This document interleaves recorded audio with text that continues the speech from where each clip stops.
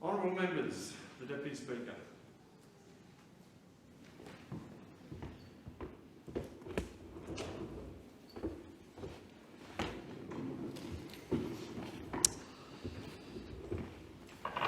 Are there any constituency statements by honourable members? I call the member for North Sydney. Thank you.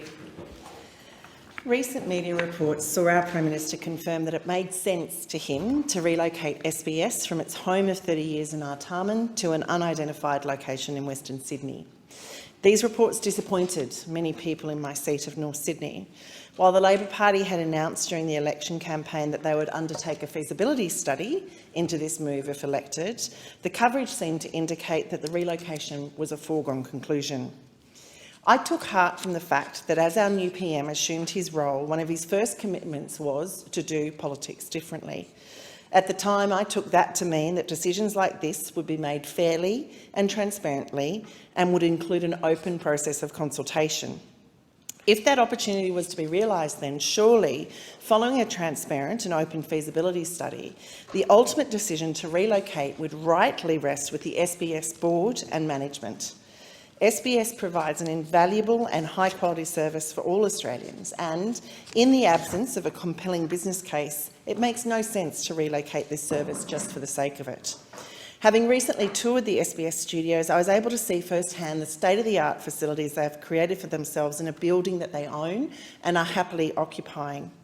Meanwhile, in the community that surrounds them, 50% of people living in North Sydney electorate were born overseas, and 30% of us speak a language other than English at home. We are a vibrant and diverse community. SBS is an important local employer. On the basis, then, that the existing facilities already meet their needs and the community that surrounds them is representative of the multicultural nation, surely the millions of dollars that would be required to unnecessarily relocate them would be better invested in the production of local content, something that the SBS and many other companies and broadcasters and communities are calling for. I was lucky. I grew up in an era where Australian content quotas were mandated across all broadcasters. My favourite programs were made here in Australia. The characters looked like people I knew and places felt like home. These days, with the absence of these quotas, it's not unusual to now see young children mimicking an American drawl when they role play, and I find this heartbreaking.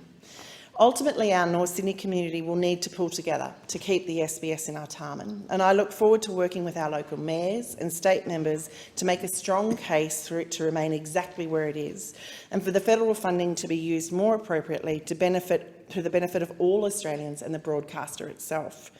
Our priority should be local content production, not needless bricks and mortar projects. Thank you. I call the member for Greenway. Thank you, Deputy Speaker.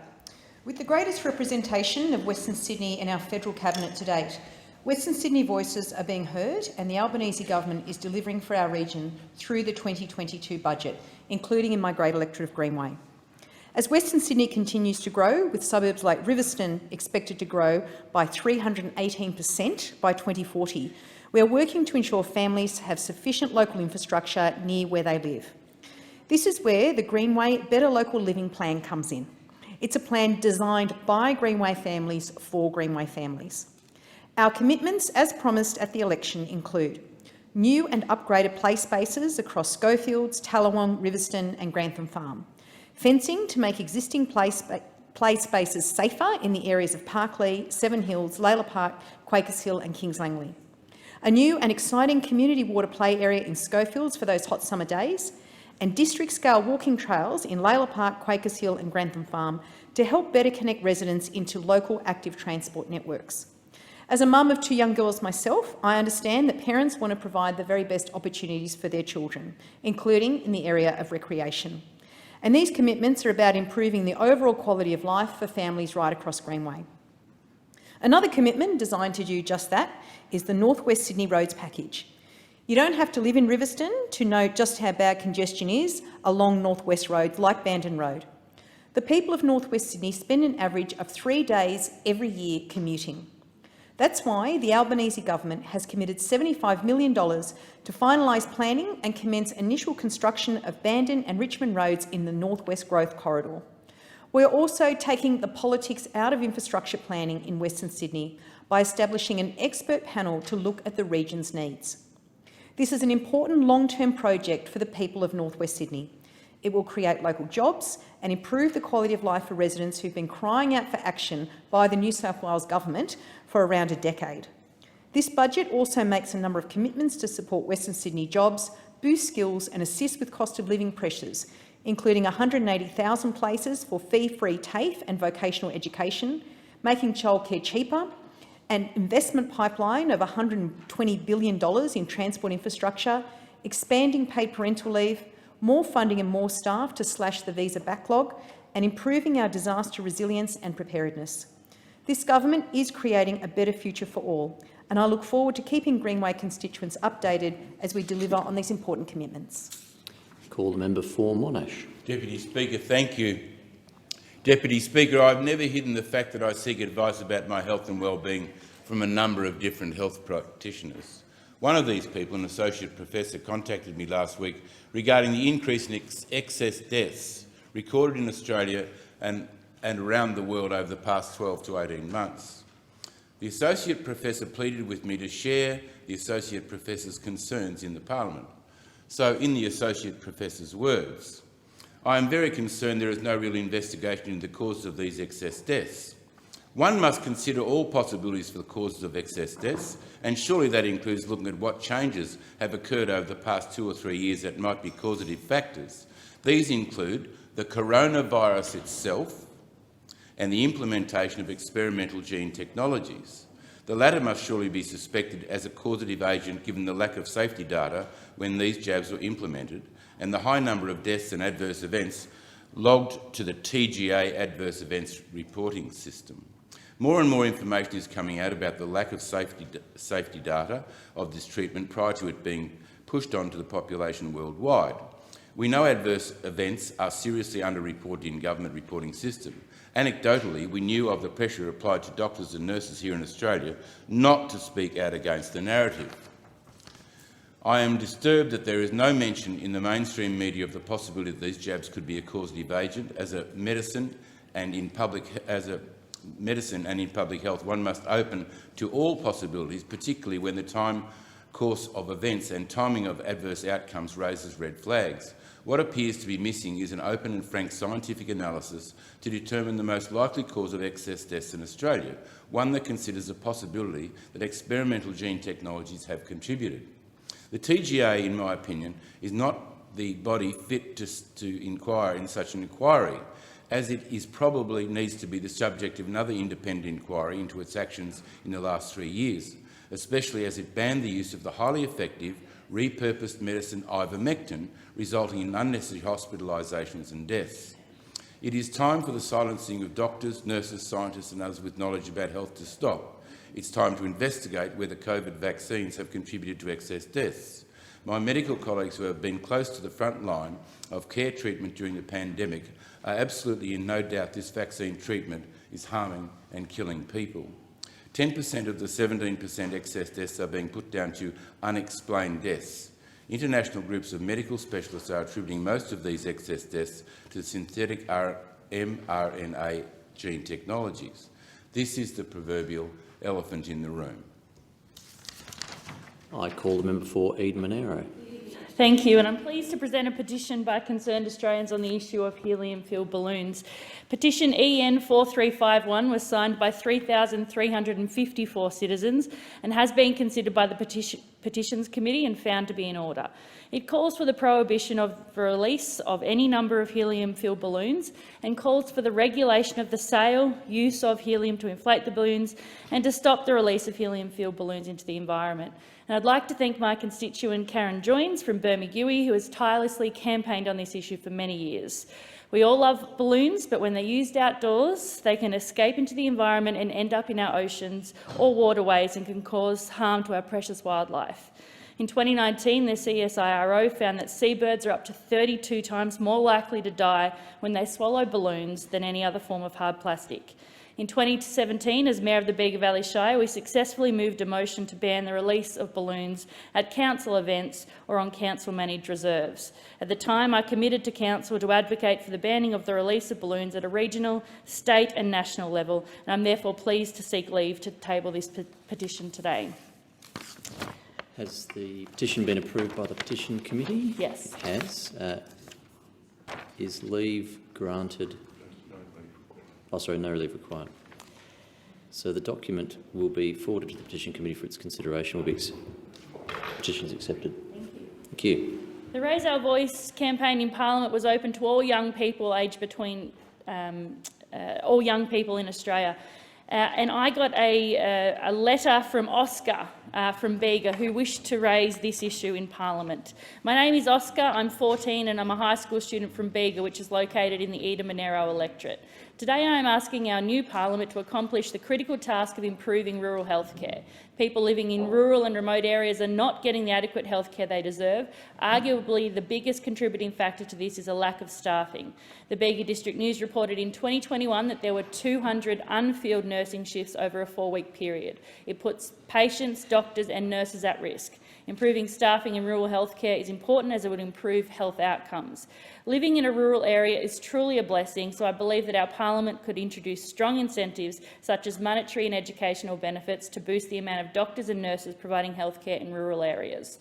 The Bega Valley is a beautiful location, but healthcare professionals should receive adequate support so they can work here long term. Needless to say, our new Parliament must accomplish the task of improving rural healthcare. Healthcare is a human right, no matter where someone lives. This has been an issue for a long time, and I ask the new Parliament Act.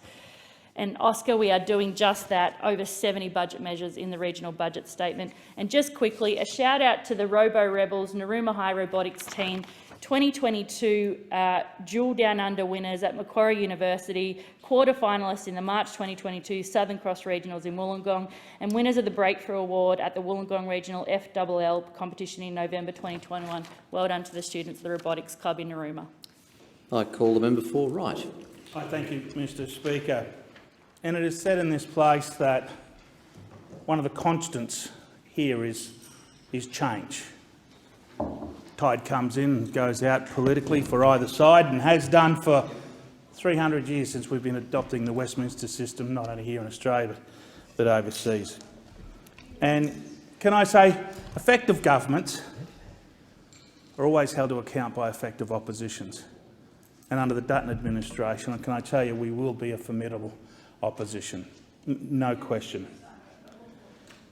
Can I say that the government brought to the election a suite of measures, and it's right and proper that they be implemented, as any government would do. But I think it's right and proper that the Australian Labor Party have an honest and open conversation with the Australian public, and don't follow in the same tracks as what the UK recently ousted Prime Minister did, by signalling sending a heap of capital, a heap of government money into the market, into the economy, which petrified the UK markets and sent them into a downward spiral, which forced her resignation. The spend over there was going to have a disastrous impact. Now, no one begrudges anyone getting a pay rise, but I would ask those on the other side to inquire of the Treasury, when pay rises are pushed through, what that inflationary pressure looks like. Because when we go to the Reserve Bank and we see the suite of measures that they have through monetary policy to influence those outcomes, interest rates movements are one of the tools that they have. It's one of the few tools. They can jawbone, there's a couple of other minor things, but predominantly it's interest rates. And with our inflationary number at the moment, inflation pressure at the moment at 7.3 and estimated to go up, if we continue to put more money through the economy through higher wages, and like I said, I don't begrudge that those wages be done, but we do need to have an understanding of what the impact will be on interest rates. So as they go up, we as opposition can walk in here and say, Labor, you need to own some of those points in the interest rate goes up, because undoubtedly, as people lose their jobs, and heaven forbid, Mr Speaker, I pray that it never happens, that no one loses their house in my electorate or in this nation as a result of inflationary pressure. We left a very strong economy. It was the envy of the OECD. Mr Speaker, when those on the other side of this House run out of money, be well assured that they'll come looking for yours. I call the member for Lingiari. Thank you, Mr Deputy Speaker. I'd like to speak today about a remarkable man that I've had the privilege of knowing for many years. For more than 3 decades, Samuel Bush-Blanasi has worked tirelessly as the member of the Northern Land Council for the remote community of Woogala, also known as Beswick. For more than half his time, he has done this as NLC Chair and Deputy Chair. Samuel has made an exceptional contribution across multiple fronts. He was a strong supporter of the Blue Mud Bay case, which was based on his mother's country in Arnhem Land. This historic decision by the High Court in 2008 extended land rights to sea country covering more than 90% of the Northern Territory coastline. In March this year, Samuel was critical to the development of the Aboriginal Sea Company, an innovative approach to Aboriginal control and self-determination that will help deliver on the promise of the Blue Mud Bay decision. Samuel has also supported native title holders following the High Court's 2019 landmark judgment in Griffith's case based around Timber Creek that has paved the way for similar compensation claims that will include the category of cultural loss. He has worked closely with the Mirarr traditional owners and Land Council members in the West Arnhem region to address a number of historical wrongs associated with mining at the Ranger uranium mine, the township of Jabiru, the Hamback half of Kakadu National Park. On a national level, he's been instrumental to push for the reforms in the Australian Constitution, hosting the top-end dialogue that preceded the National Constitutional Convention at Uluru and at the territory level. Samuel has worked tirelessly towards a treaty in the Northern Territory. I can think of no more worthy recipient for the Northern Territory Australian of the Year award, and I send my heartfelt congratulations to Samuel, his family, and of course to all the members of the Northern Land Council, all 90, to whom he dedicated his award to. Thank you. I call the member for Banks. Well, thank you, Deputy Speaker. Deputy Speaker, on the 11th of August, I attended Step Studio in Hurstville, one of the most vibrant dance studios anywhere in the St George region in Sydney, and it was great to catch up with Momo Zhang, the director, and hear more about the activities of Step Studio. There's more than 150 kids involved in the studio, and on the 28th of September they held a performance in Hurstville showcasing the talent of the students, whether it be in jazz, in Chinese classical dance, in ballet, hip-hop, a whole range of other dance types as well, Deputy Speaker. Students there as young as 2 right up to adults. And to Momo and to Bobo Zhang, the other director, thank you for everything you do in our community.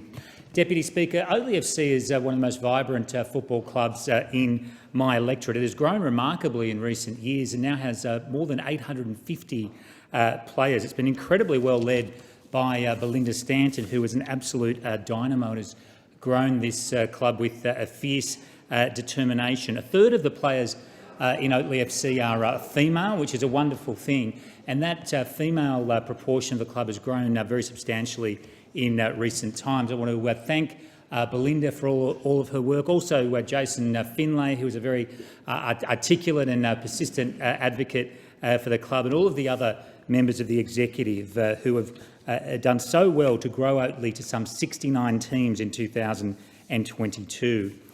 Deputy Speaker, Connells Point Netball Club is one of the largest netball clubs anywhere in the region. More than 250 players in Connells Point Netball Club. Julian Finch and Maureen Finch have been the real nucleus of this club for many years now, Deputy Speaker. And it was good to attend the recent presentation at Club Central in Hurstville on the 9th of October. The club has a very strong focus in growing female participation in sport, not only in netball but more broadly, and recently held a very successful Women in Sport function for that purpose. So to Julian, to Maureen and to Cherie Smith, who does so much as Treasurer, thank you for your work. Deputy Speaker, a Nantian temple in Kogarah is a tremendous part of our community. The temple was founded in 2000, originally based in Hurstville and moved to Cogger a few years ago. And Abbess Manco is a remarkable leader for the temple and does tremendous work. I want to acknowledge her work, the work of Venerable Miao Yu, Venerable Yu Fa and Venerable Zhu Ning as well.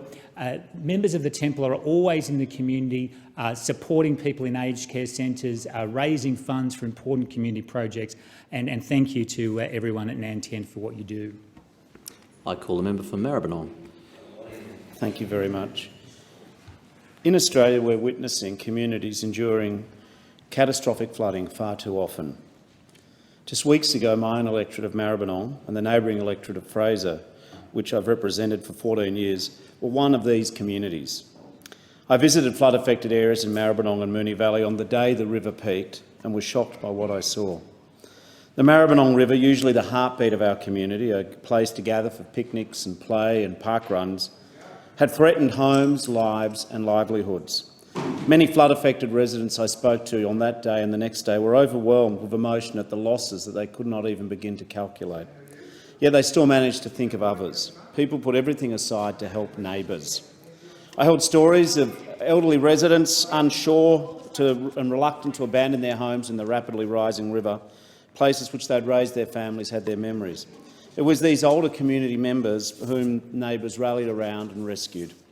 Older Australians who may not have known there was government support were collected by neighbours and driven to the emergency centre where a Services Australia team had been swiftly deployed to help flood victims. Then there was Darren Symington and his family who, with nowhere to live, were victims of a callous act of looting in subsequent days. Their accounts were drained, credit cards maxed out. Everything that could go wrong, unfortunately, did go wrong. Darren reached out to my office for help and we helped. He rang my office just today to say he was appreciative of the good work of my staff at a time when his brain was mush. We were able to at least alleviate some of the stress. And I want to give a shout out to remarkable Moonee Ponds West primary teacher Kim Simmons for bringing Darren's story to my attention so we could have the opportunity to help.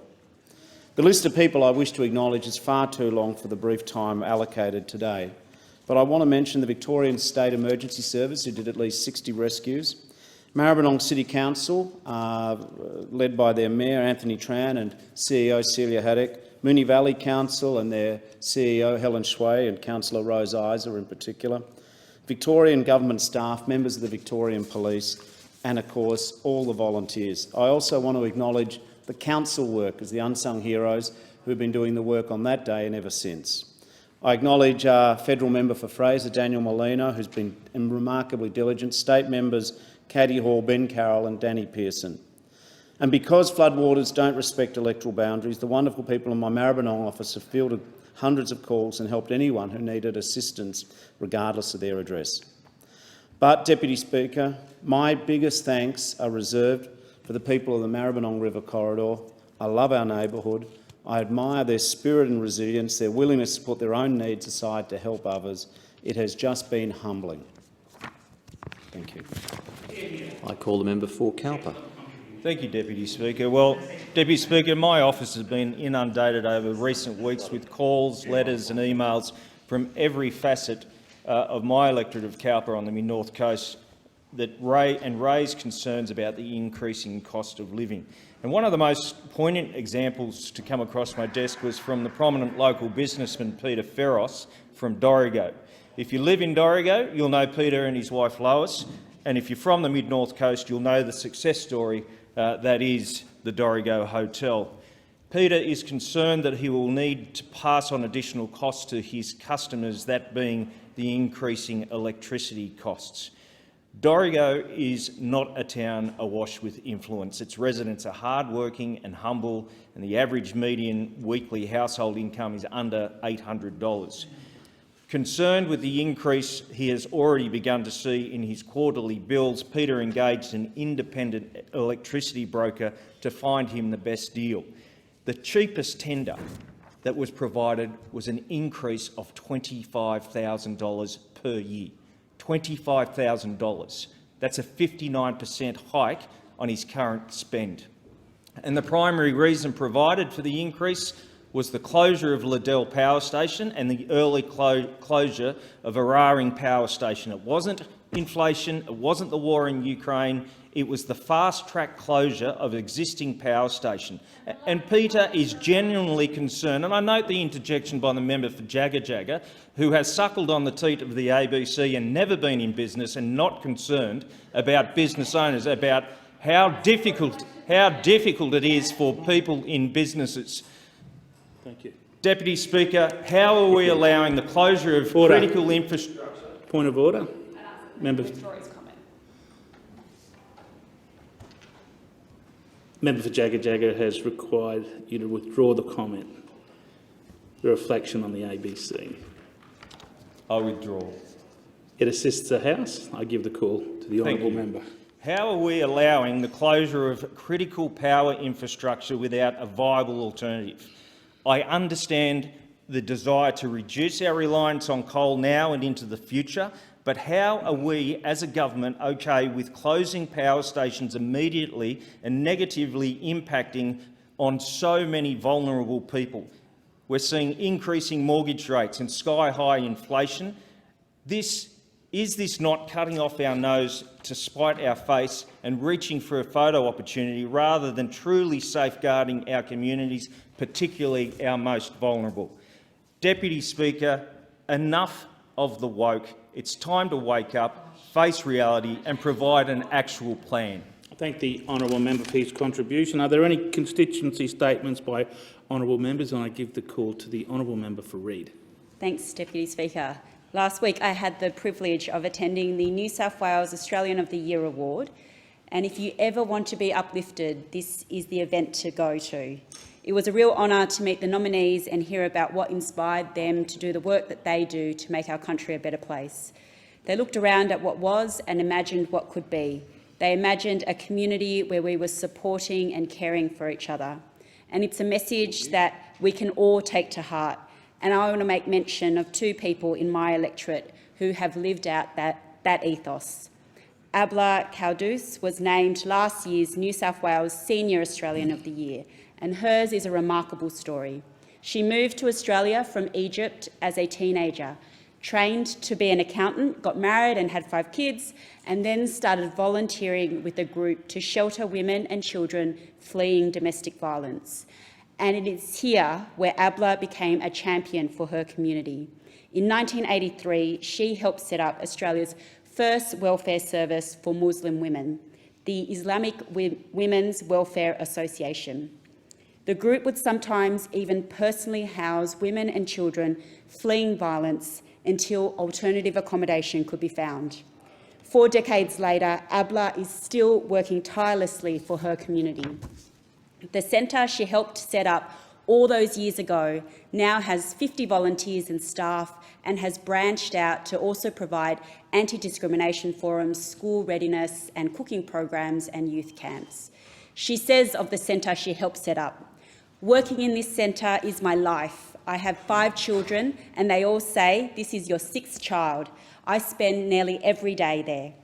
How lucky we are that Abla dedicated her life to helping make our community better. Steve Dresler, founder of Waterability, was a finalist for this year's New South Wales Young Australian of the Year Award. He is an extraordinary person who turned a personal tragedy into a commitment to help others. On track to be a professional footballer for the Parramatta Eels, Steve had to retire early because of a spate of injuries. But he turned that setback into a positive by launching Waterability, an organisation on a mission to bring happiness to people with a disability by providing them opportunities to play sport, exercise and go on adventures. Steve has a vision to make Australia more inclusive. He may have missed out on his dream to play in the NRL, but we are so fortunate to have his drive to making the lives of those with disabilities better and more fun. Abla and Steve represent the very best of us, and I love the fact that they both live in the electorate of Reid. Wonderful contribution. Thank you for the member of Reid. Just before we, in accordance with the Standing Orders 193, the time for members' constituency statement has now concluded. And before I do, member for Jagga, your interjection then before just as an assistance to you. When you call to the chair, I can't recognise you until you get to your feet. So my signalling was Yes, apologies. as an Chair, assistant to get yes. to your feet so I can recognise you. You're actually in breach of the standing orders by sitting there and speaking. So it was a My learning apologies, curve. and thank you. No, we encourage robust debate in the House. The clerk. Government business. Next order of the day, Australian Crime Commission Amendment, Special Operations and Special Investigations Bill 2022, resumption of debate on the second reading. Thank you, the clerk. The question is now that the bill be read a second time, and I give the call to the honourable member for Sturt. Thank you, Deputy Speaker, and indeed I rise to support the second reading of the bill. As the Shadow Minister for Home Affairs indicated in the House earlier today, the Coalition indeed supports the passage of this bill, and I commend the comments that she made on behalf of the Coalition. Just add some of my own to finalise debate. So the Australian Crime Commission, or now known as the Australian Criminal Intelligence Commission, of course, performs a really vital function for our law enforcement agencies, and indeed state and Commonwealth agencies heads come together to form the board that provides input and directions around special operations and special investigations. But indeed the Criminal Intelligence Commission does excellent work in looking at some of the really serious systemic criminal issues. They are given extraordinary powers, and we should always be apprehensive and cautious when we're giving agencies particularly coercive powers, but we're doing so for good reason. But certainly I think it's been the evidence of the performance of the Commission over a number of years now that these powers that they have are very important, and they do assist the Commission in undertaking some of their special operations and investigations. And these have been into some very significant areas around issues with drug trafficking, issues with the migration system, issues with organised crime, of course, to name but a few. And we want to support the ACIC, which this amendment does, to make sure that they've got the proper legislative framework in place for them to continue to do the important work that they do with important oversight and restraint of power. And you know, coercive powers are obviously very significant because in some cases they operate well beyond providing evidentiary discovery capacity well beyond what could ever be admissible in a trial. Obviously things like compelling the giving of evidence, not allowing for the right of silence, etc. Some issues that may or may not come up in a debate on another bill regarding corruption at another time. But these powers that are given to the ACIC do allow them to inform the work that they do and stop you know, bad criminal activity in our nation. And so where it is justified and appropriate and we have the proper protections and safeguards in place, then we accept the need for that, and we are happy to support improving the framework. My understanding, without being a lawyer, particularly with any experience, thankfully, in the criminal justice system, is that this is indeed just making sure that there's a lot more consistency between various acts that operate, that inform the powers that the ACIC use for their special operations and special investigations. And I do accept that if there is inconsistency between different acts and different terminology used around the powers that the ACIC call upon to undertake their operations and investigations, that we do have the risk of lawyers being able to potentially call into question the important work the ACIC is doing, and by, of course, cleaning up the interpretation between and the terminology in different acts, we make sure that there's a lower risk of that occurring when the principle of the legislative framework that we have is being honoured by the ACIC. And certainly it seems quite clear that what is being proposed in this bill is merely seeking to do that. So we certainly support those elements of the bill. We support the work of the ACIC. We also understand that this type of legislative change is necessary on a fairly regular basis, or other changes to the framework, because criminal activity is developing, changing, particularly with technology, and regrettably criminals will always look for opportunity and new avenues to exploit people and break the law. That is a simple, unfortunate reality of the human nature of a small percentage of people in our population. And so it is in an ongoing way going to be necessary to make sure that we are equipping our agencies with the resources that they need, but also the legislative framework that they need to discharge the purpose of their role. And so where new forms of criminal enterprise and activity may be identified, new technology provides an opportunity for criminal activity that wasn't envisaged within legislation, and therefore, and due to that, we find ourselves in a situation where the proper powers aren't in place for entities like the ACIC to do the job we need them to do. Then we as a parliament should always be responding to that and making those changes where we're comfortable that they are quite reasonable and legitimate. And indeed, in the case of this bill, it's the position of the opposition very much so that these are appropriate changes that do support the ACIC to do the work that they need to do in the modern world that we live in. We commend the work that they do.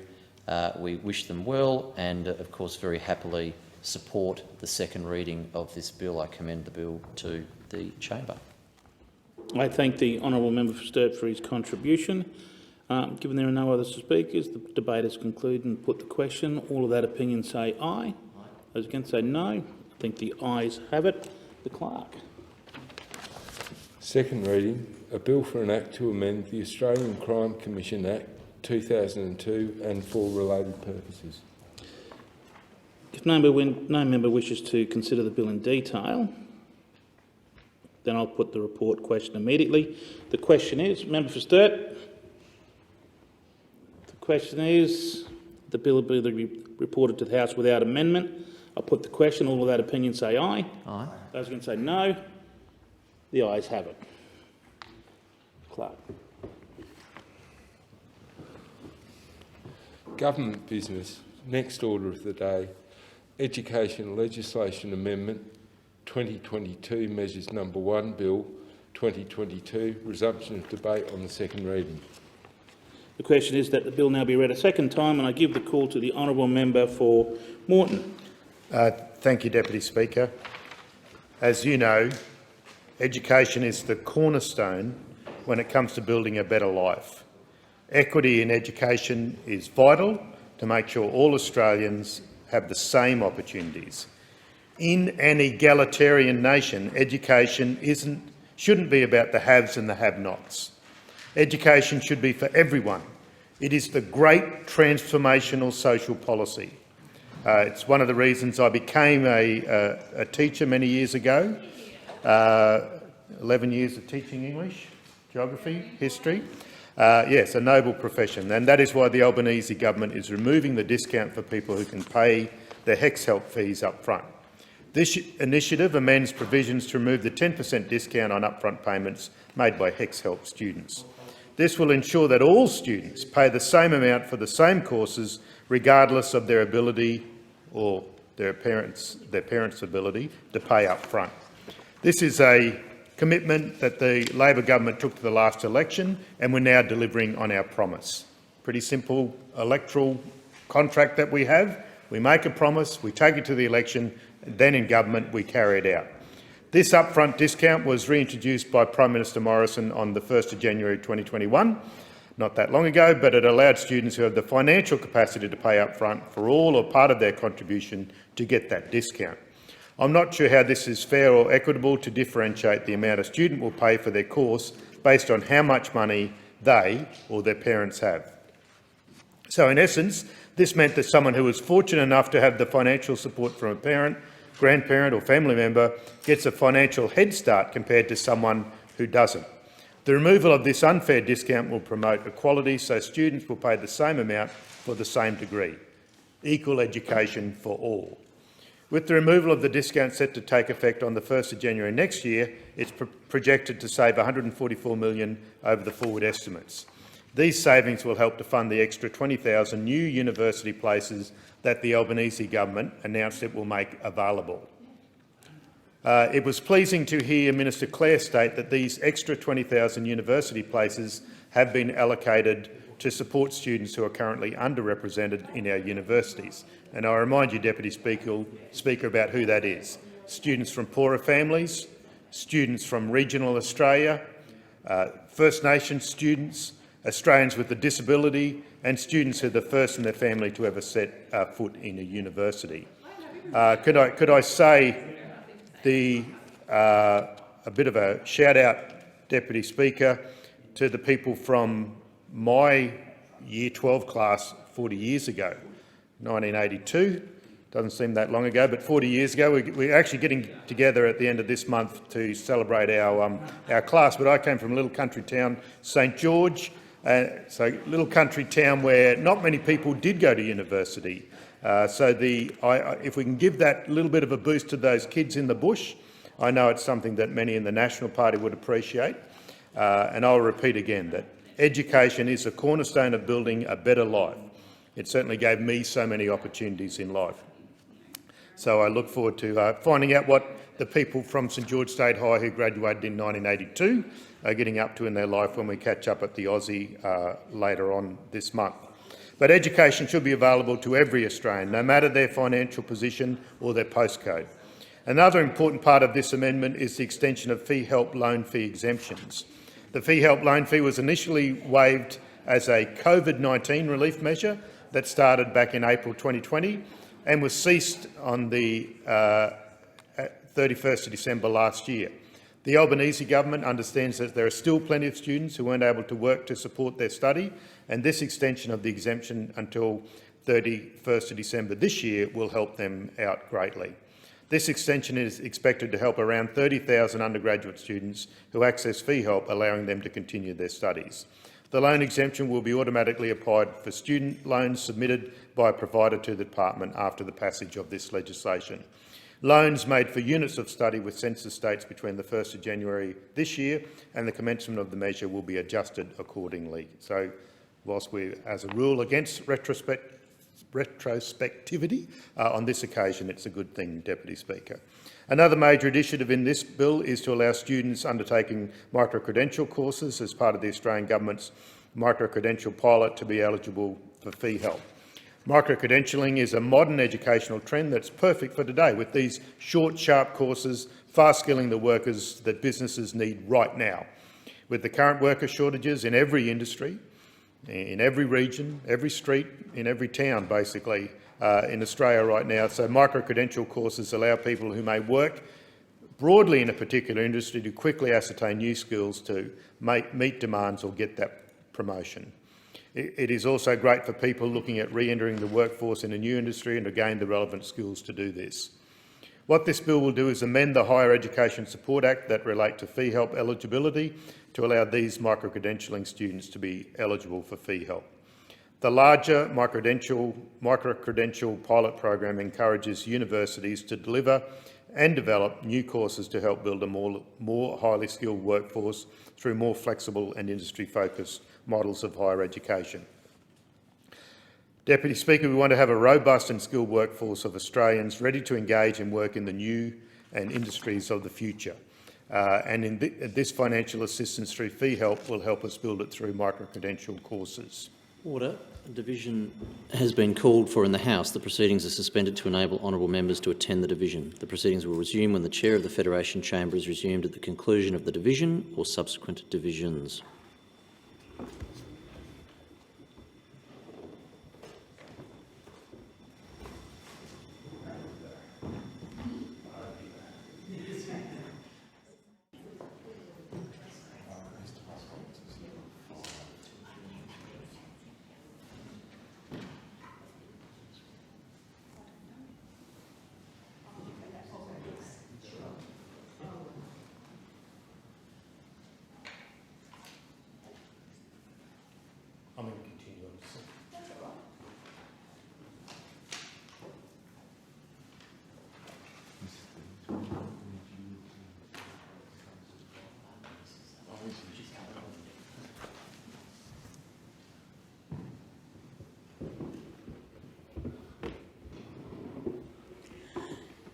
I call the member for Moreton. Thank you, Deputy Speaker. Long time no see. An additional component of this amendment before the chamber is the better use of unique student identifiers, or USIs, within the tertiary education sector. Since 2021, higher education students have been required to have a USI to be eligible for Commonwealth assistance.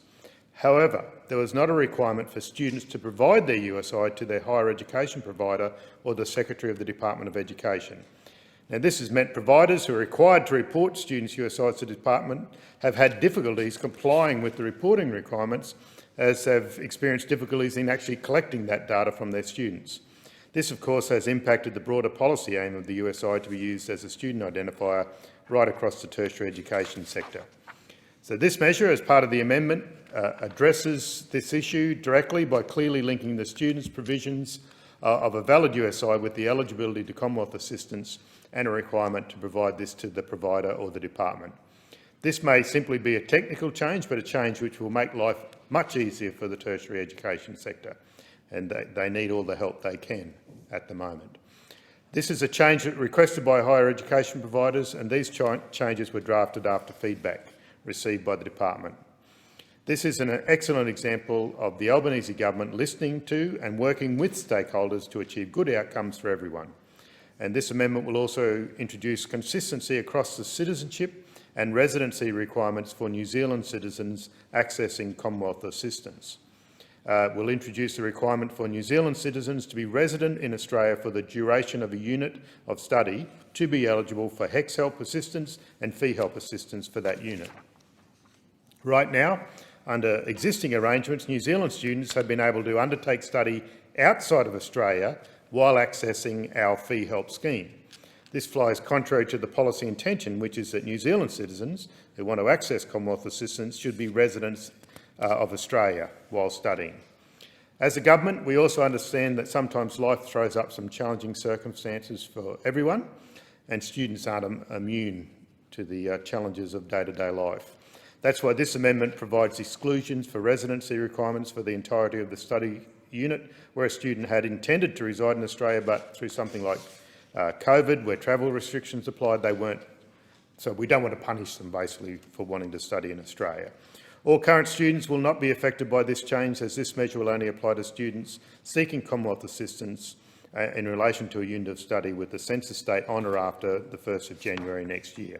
The bill also makes other amendments to the Higher Education Support Act to clarify and improve its operation. It clarifies arrangements about enabling courses. Enabling courses help prepare students for higher education study like a bachelor's degree. The measures in this bill clarifies that these enabling courses will not count towards a student's lifetime limit of Commonwealth support. Another minor and technical change contained in the bill is to improve the operation of the Higher Education Support Act, clarifying provisions dealing with higher education providers' obligations to repay the Commonwealth in certain situations. There are also minor and technical amendments being made to the Tertiary Education Quality and Standards Agency Act, TQAS. These changes deal with the compliance with the tuition protection requirements as a condition of registration for certain registered higher education providers. The providers affected are those which are subject to Part 5A of the Tertiary Education Quality and Standards Agency Act. Like the changes to the unique student identifier, TQAS were consulted about this change and are supported of the amendments before the chamber. Returning to the core of this bill, it's about meeting the human right to have equity of access to education. It recognises the important personal, societal, economic and intellectual benefits of education and how this access helps change lives. The changes to the removal of the 10% discount for paying upfront levels the playing field for many Australians who simply can't afford to pay all or some of their tuition upfront. It just isn't right to, in essence, charge someone more for the same opportunity simply because they lack the financial resources to pay upfront or don't have the wealthy enough parents. Again, I want to thank Education Minister Clare for making sure the savings from this change will go to assist more First Nations people, people with a disability, students from poorer families and students from regional Australia, country towns like St George, who will have the opportunity to access tertiary education, and I recommend the bill to the House. The question is that the bill be now read a second time, and I call the member for Forrest. Thank you, Deputy Speaker. The opposition, as you're aware, is supportive of this particular bill, especially given that it delivers measures announced by the Coalition in the 2021-22 MyEFO budget update. The measures extend the fee help loan fee exemption for students and enable eligible students studying micro-credentials to defer their tuition fees to fee help. Other measures in the bill include strengthening the unique student identifier requirements, aligning Commonwealth assistance eligibility requirements for New Zealand citizens, and minor and technical amendments. The bill will also make minor and technical amendments to Section 26A of the TEQSA Act, which deals with the compliance with the tuition protection requirements as a condition of registration.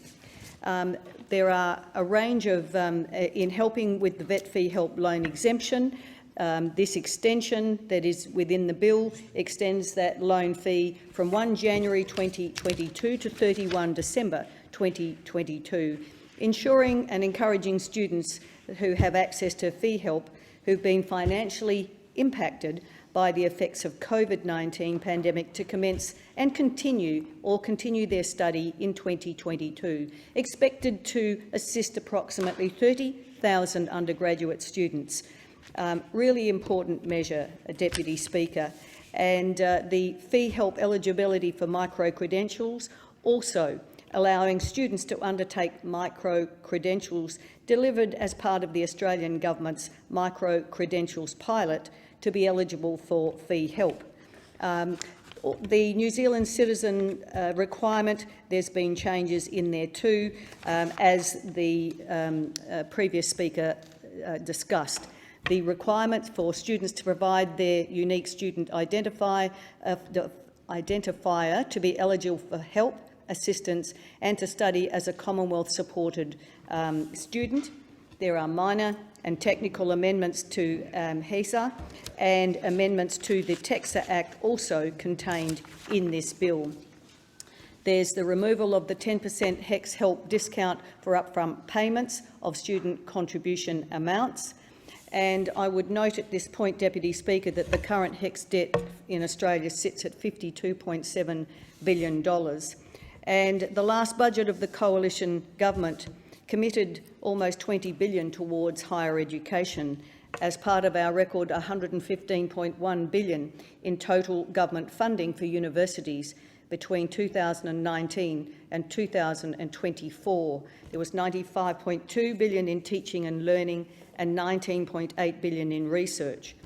In the 2021 budget, we funded an additional 30,000 places as part of 100,000 more places over the decade.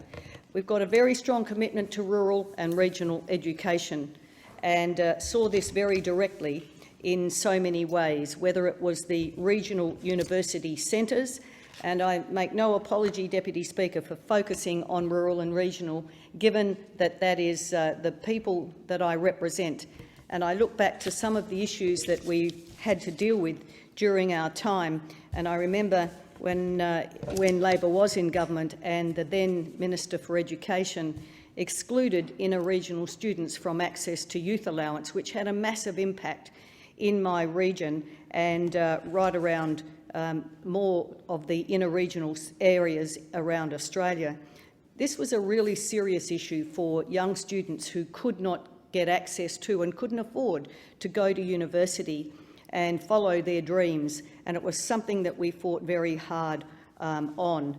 And we also committed to regional education through the regional university centres to help students in regional areas access higher education in situ, where they were essentially living or could get to, which is another really important issue. In Western Australia, we had 3 of these: the Great Southern University Centre, the Geraldton University Centre and the Pilbara University Centre as well.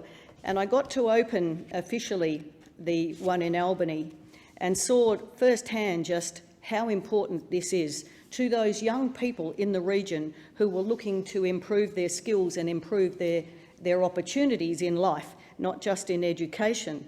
And we increased this funding over time and also included funding for additional Commonwealth-supported places for students being supported by the centres, and that was a really important part of what we were delivering into the regional and more remote parts of Australia. And they are doing just a fabulous job, Deputy Speaker, and talking to the students there, listening to their stories and the opportunities they had that they never thought they would have, especially to be able to stay in Albany and be able to follow their educational opportunities. Very, very important, given the disparity between the opportunities for higher education that young people face in rural and regional areas. The rural clinical schools also very important part of trying to not only have young people from our region have the opportunity for an opportunity in becoming a GP or something similar, but to bring these people from Perth even, or from a city area, to spend time in a regional community as part of their study, and hopefully more of them would come back and live and work. We have a shortage of rural doctors, and this was part of our approach to get more clinical representation in the regions. And that is, I've met so many of those students. Equally, the tertiary access payment that we introduced from January 1st. These were made available for students who live in rural and regional Australia, just to help them with the costs of moving to study. They were payments of $3,000 to $5,000, depending on where the family home was situated. Inner regional areas was $3,000, outer regional, places like Scott River, Warner Glen in my part of the world. That was really important. It's the small things that matter, and when you get two parents with kids that want to go to higher education, working their hearts out so their kids can get the opportunity. I can remember back to that fight over youth allowance where I met a mum in a supermarket who said to me, "I have to decide which one of my children can go, and I have 5.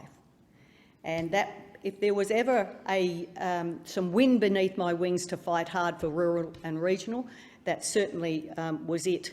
And so TAP payments also help to overcome the financial barriers that young students from regional and more remote areas face. There is an additional cost to having to live away from home, and it can be anything from, we've done several inquiries into this space, anything from $20,000 up, over and above, plus these young people have to live away from their families and the people who support them while they're doing that.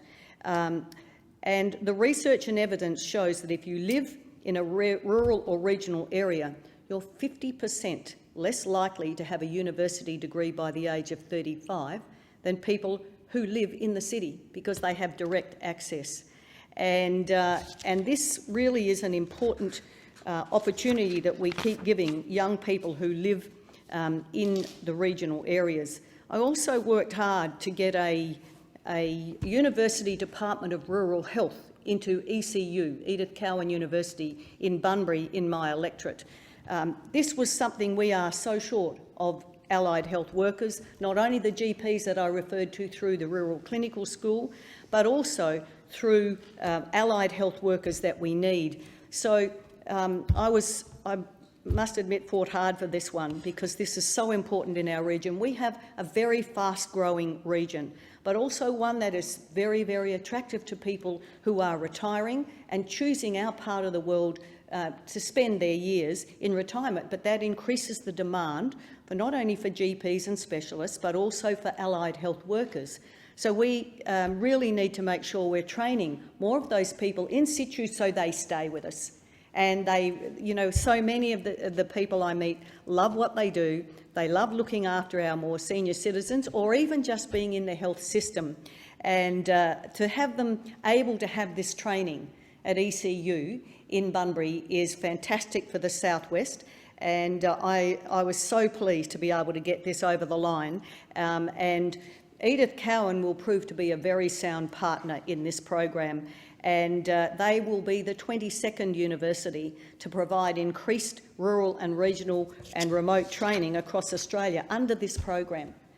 And when you see the shortages out in regional and remote areas, you know how important this program is. So it actually helps support universities to deliver teaching and training to an equivalent or higher. And that's what I think ECU will do. They will deliver that higher standard that I'm sure they're aiming for than that's achieved in metro settings. And most importantly, we know that health professionals who graduate from rural placements are more likely to stay in the regions. And we really do need them to stay with us. We need to have them stay committed to what they've trained to do, which is provide such essential health and care for citizens of all ages, but particularly, as I said, we are seeing more and more people of a mature age choosing to retire and spend the later years of their life in the southwest of WA, and we are seriously short of GPs. And unfortunately, the changes that were made by Labor straight after the election to the allocation of overseas trained doctors has seen those same doctors become targets of outer metro areas to attracting them back into those areas. It's become far more competitive for us to be able to retain our GPs, and it's an ongoing issue for us to keep fighting for. But I'm really hoping that ECU also is able to help with the broader medical profession, and through the rural clinical schools and other measures, that we're able to see more GPs from our region actually study, go away, but come back when it suits them with their families to live and work in what is a fabulous part of Australia, which is rural and regional. Thank you, Deputy Speaker. The question is that the bill be now read a second time, and I call the member for Sturt.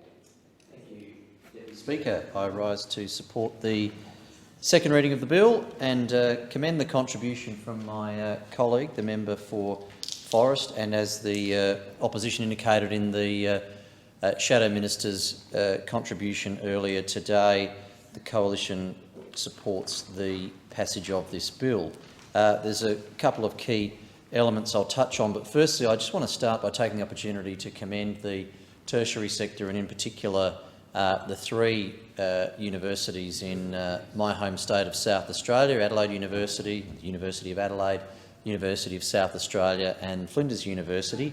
I have a lot to do with all three of those institutions. I meet regularly with the Vice-Chancellors, and I myself am an alumnus of Adelaide University and have appreciated the engagement with them. I have a campus of the University of South Australia in my electorate, and in a city the size of Adelaide, of course, our universities are not geographic, really. All the universities have an enormous impact city and statewide, frankly, and so all three, regardless of where they're located, and they're both multi-campus, have a lot to do with my constituents in Sturt. It's been a tough couple of years in the sector. Of course, the closure of borders and the impact on international students was very significant to the sector, and in South Australia for a long time we've been very proud of the way in which we've attracted international students into our institutions, not just the three universities, I might add, but the three universities have all done an excellent job in making themselves sought-after institutions to study at, and they all three have a very impressive cohort of international students. And I saw media reports earlier this week or over the weekend about the return of international students, the fact that enrolments now, at least in the three South Australian universities, I understand, are just ahead of the enrolments pre-COVID. Now, the significant caveat there is that those are not all the same physically attending university in South Australia, so there's still a lot of online learning going on, and frankly, for the benefit of the South Australian economy, I look forward to that diminishing dramatically and hopefully ceasing largely as soon as possible, because international students make an exceptional contribution and impact both to the South Australian economy, also South Australian society. They tend to be from nations that have significant multicultural representation in our community as well, and the international students are very well supported by the universities, but also the communities in our city and state who themselves have come from similar nations to make their future in Australia, so we welcome that. A few of the elements, as the Shadow Minister mentioned in this bill, were put forward by the previous government. One seems fairly common sense, which is just standardising the way in which the USI, Unique Student Identifier, becoming the single required identification for students to make the standardisation of reporting on a whole range of metrics a lot more straightforward, and I don't see how anyone could see any controversy around that.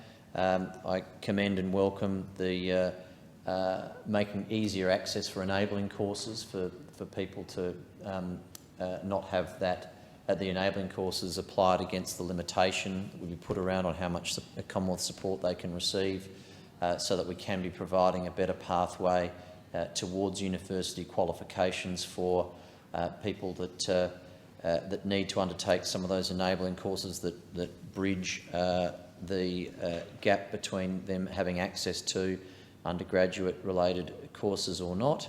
That seems extremely sensible.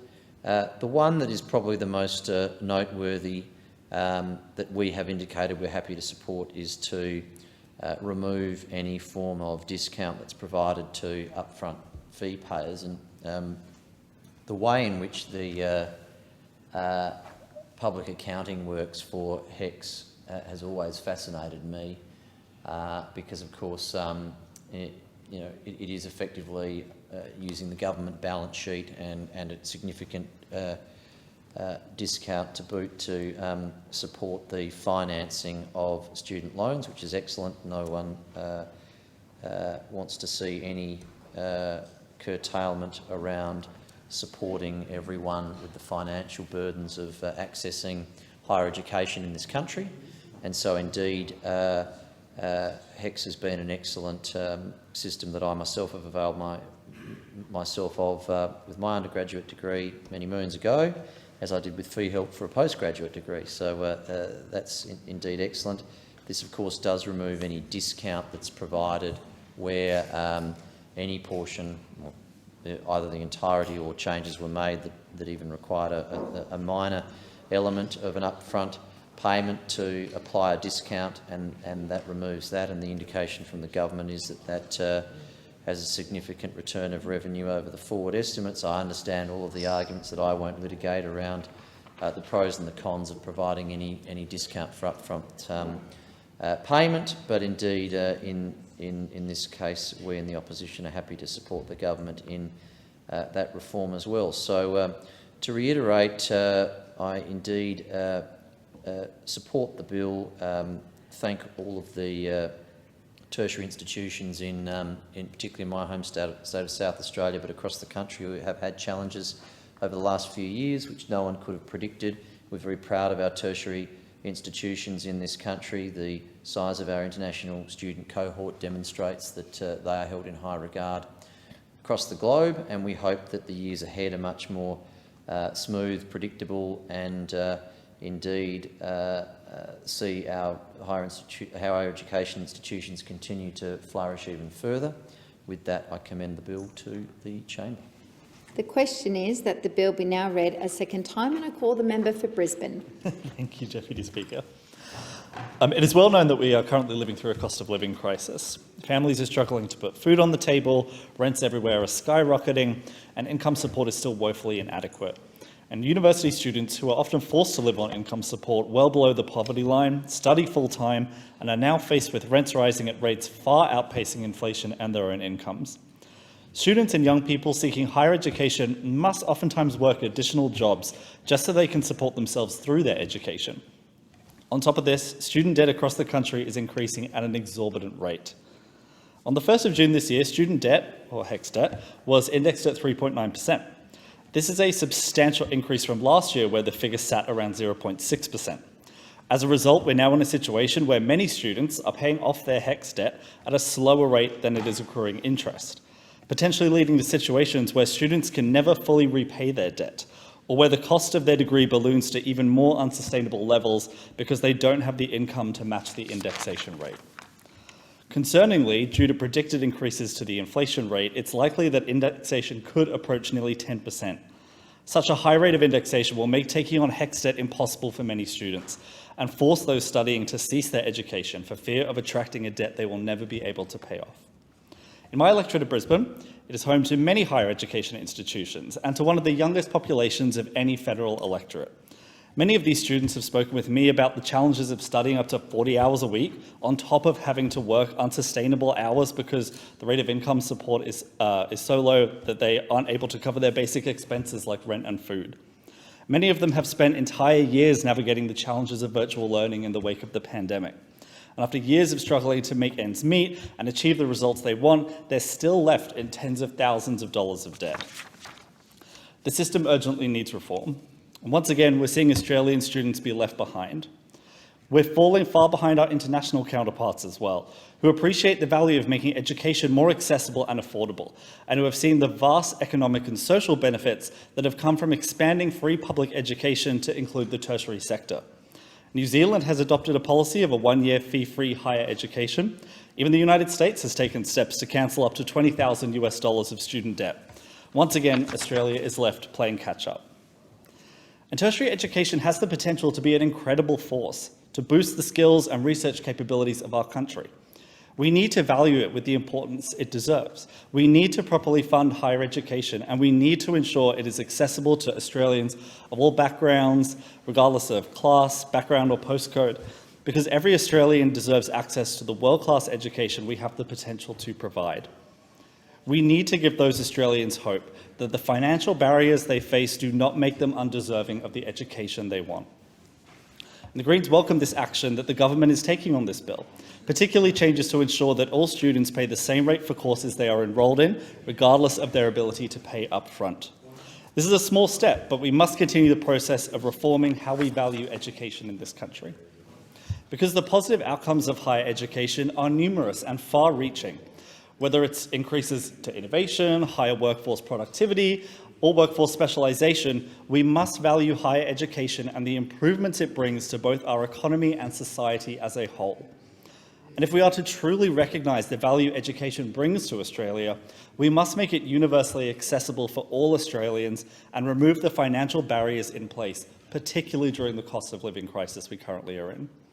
The first step on that path is to acknowledge that no one should be in debt for receiving an education and to wipe student debt. Thank you. The question is that the bill be now read a second time, and I call the Minister. Thank you very much, Deputy Speaker, and I want to thank all members for their contributions to this important debate. As I said when I introduced the bill 2 weeks ago, this bill will improve equality of access to higher education and supports the government's commitment to building a highly skilled workforce. Our election commitment to remove the 10% HECS help discount for upfront payments is projected to save $144 million over the forward estimates, savings which will help to fund our 20,000 new university places which have been allocated to students who are underrepresented in our universities, people from poor families, people from our regions or remote parts of Australia, Australians with a disability, Indigenous Australians. Another step forward toward fairer access to higher education for our country. The extension of the fee help loan fee exemption for a further 12 months will support full fee paying undergraduates and their providers as the sector recovers from the COVID pandemic. And the bill also supports the development of innovative, flexible and industry-focused higher education programs by extending fee help to the government's micro-credential pilot. It also improves the operation of the Higher Education Support Act by clarifying the treatment of enabling courses and unique student identifier requirements, and aligns HECS help and fee help citizenship and residency requirements for New Zealand citizens accessing a Commonwealth-supported place. Once again, can I thank all members for their contributions to this debate, and I commend the bill to the House. I'll now put the question that the bill be now read a second time. All those in favour? All those against? Carried. Clerk. Second reading, a bill for an act to amend the law relating to education and for related purposes. A message has been received from His Excellency the Governor-General recommending that in accordance with Section 56 of the Constitution and appropriations for the purposes of this bill. If no members wish to consider the bill in detail, I will put the report question immediately. The question is that the bill be reported to the House without amendment. All those in favour? Aye. All those against? Carried.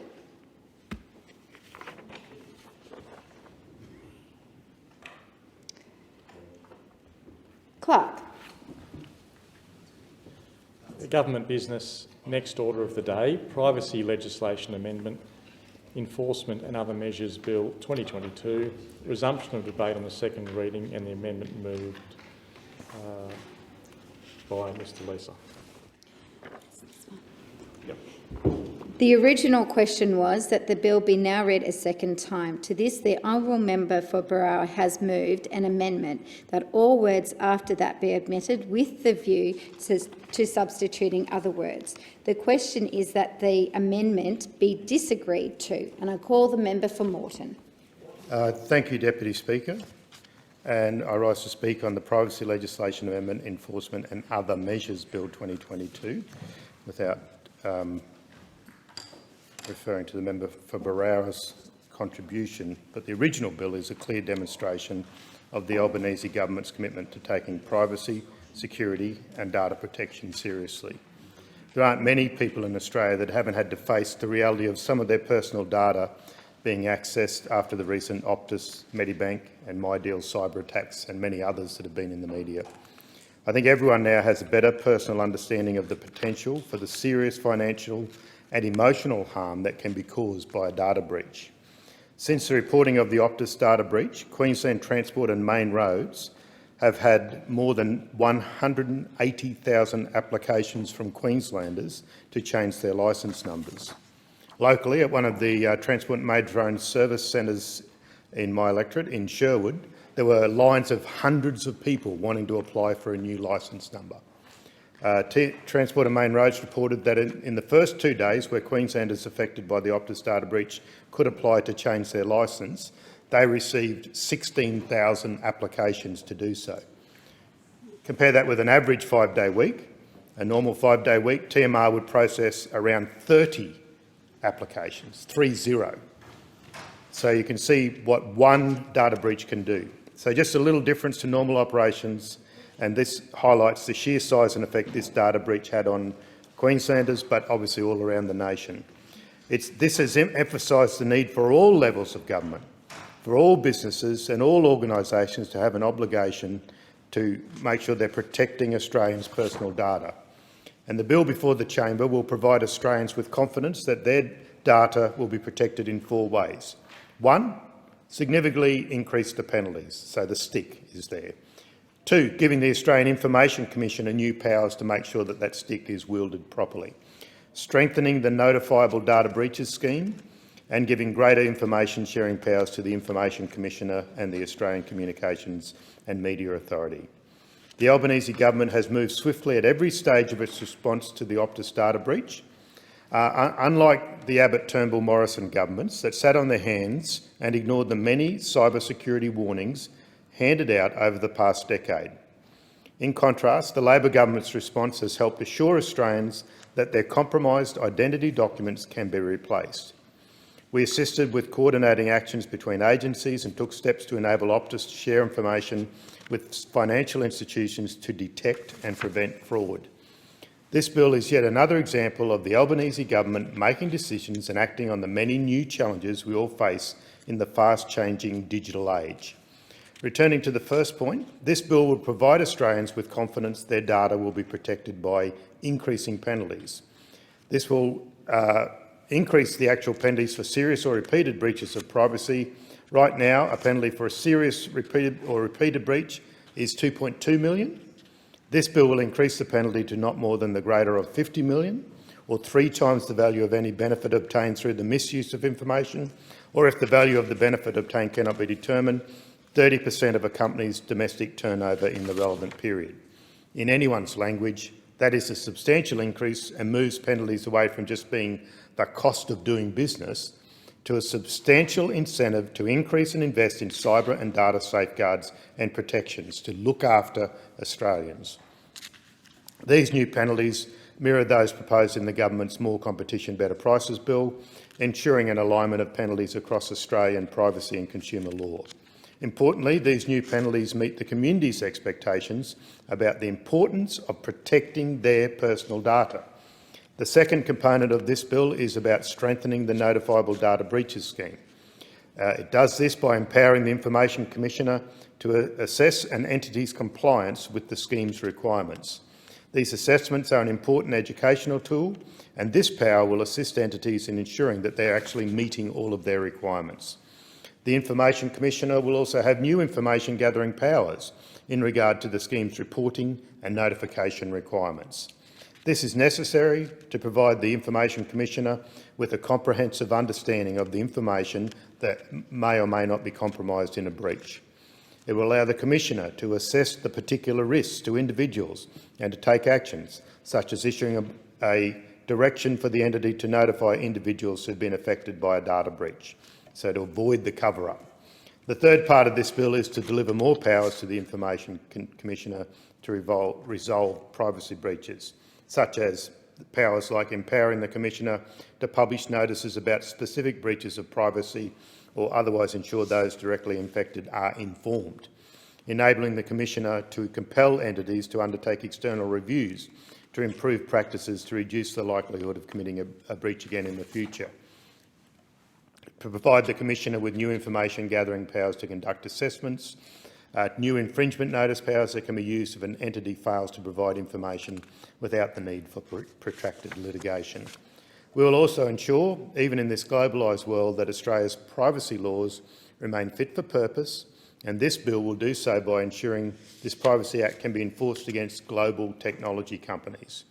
Many of these companies will process Australia's information services in other countries, so this bill will amend the Act's extraterritoriality provisions to encapsulate these companies in these provisions. This will mean even if these foreign organisations do not collect or hold Australians' information directly from a source in Australia, they must still meet the obligations under the Act if they wish to carry on business in Australia. One of the lessons learnt from the recent breaches is that Australians want and need greater transparency and access to information about what has happened and, importantly, what is happening. To this end, the bill will ensure Australians are ensured about privacy issues.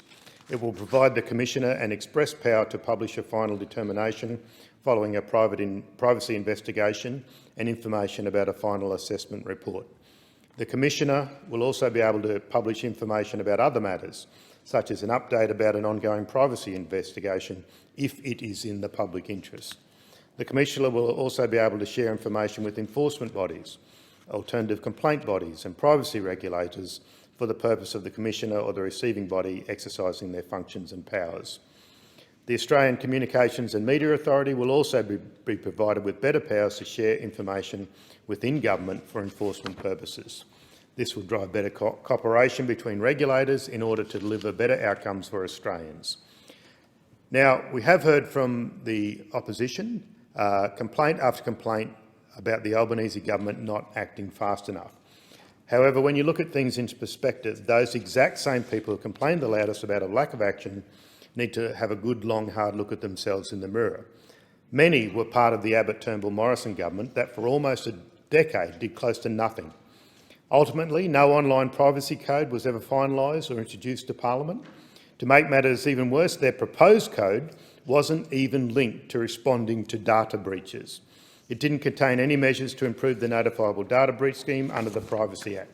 They ignored the many stakeholders who indicated a preference for the code to be considered as part of the Privacy Act review. Compare that to the actions that the Albanese government has undertaken. Look at the tabling of this bill in just over 6 months after coming to office.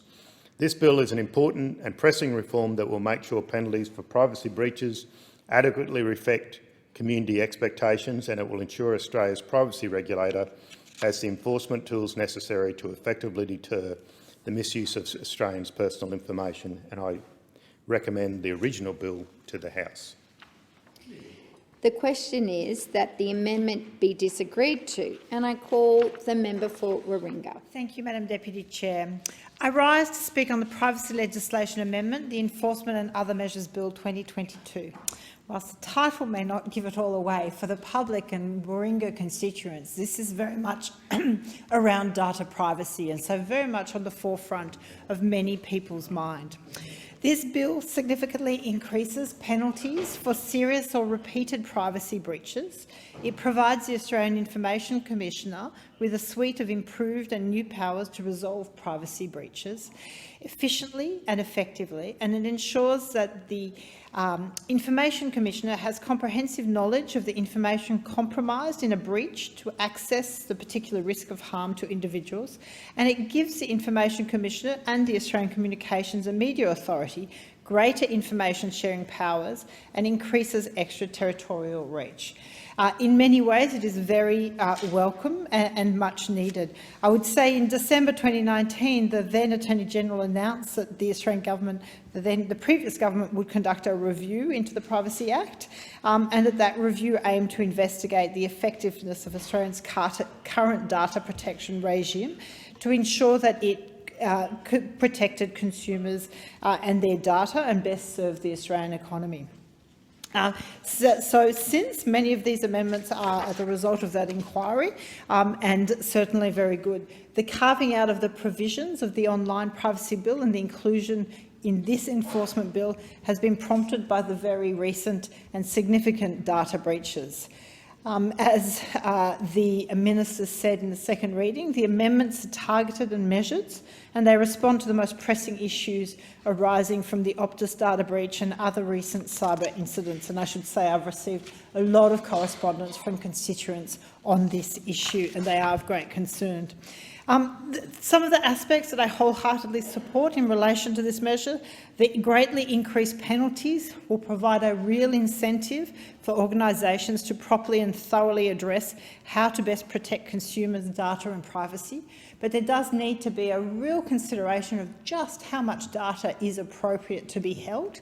And I think this is all something that members in this place need to grapple with in relation to political parties and members of parliament, and what amount of data is being held and whether that is being done in a safe way.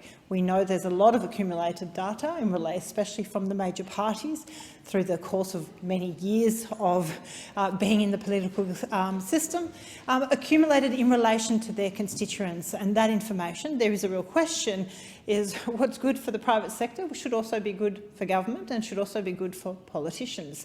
And so I do think there is a question around that data, the data retention policy around members of parliament and political parties that will need to be addressed, and I will be raising that in more detail with the government.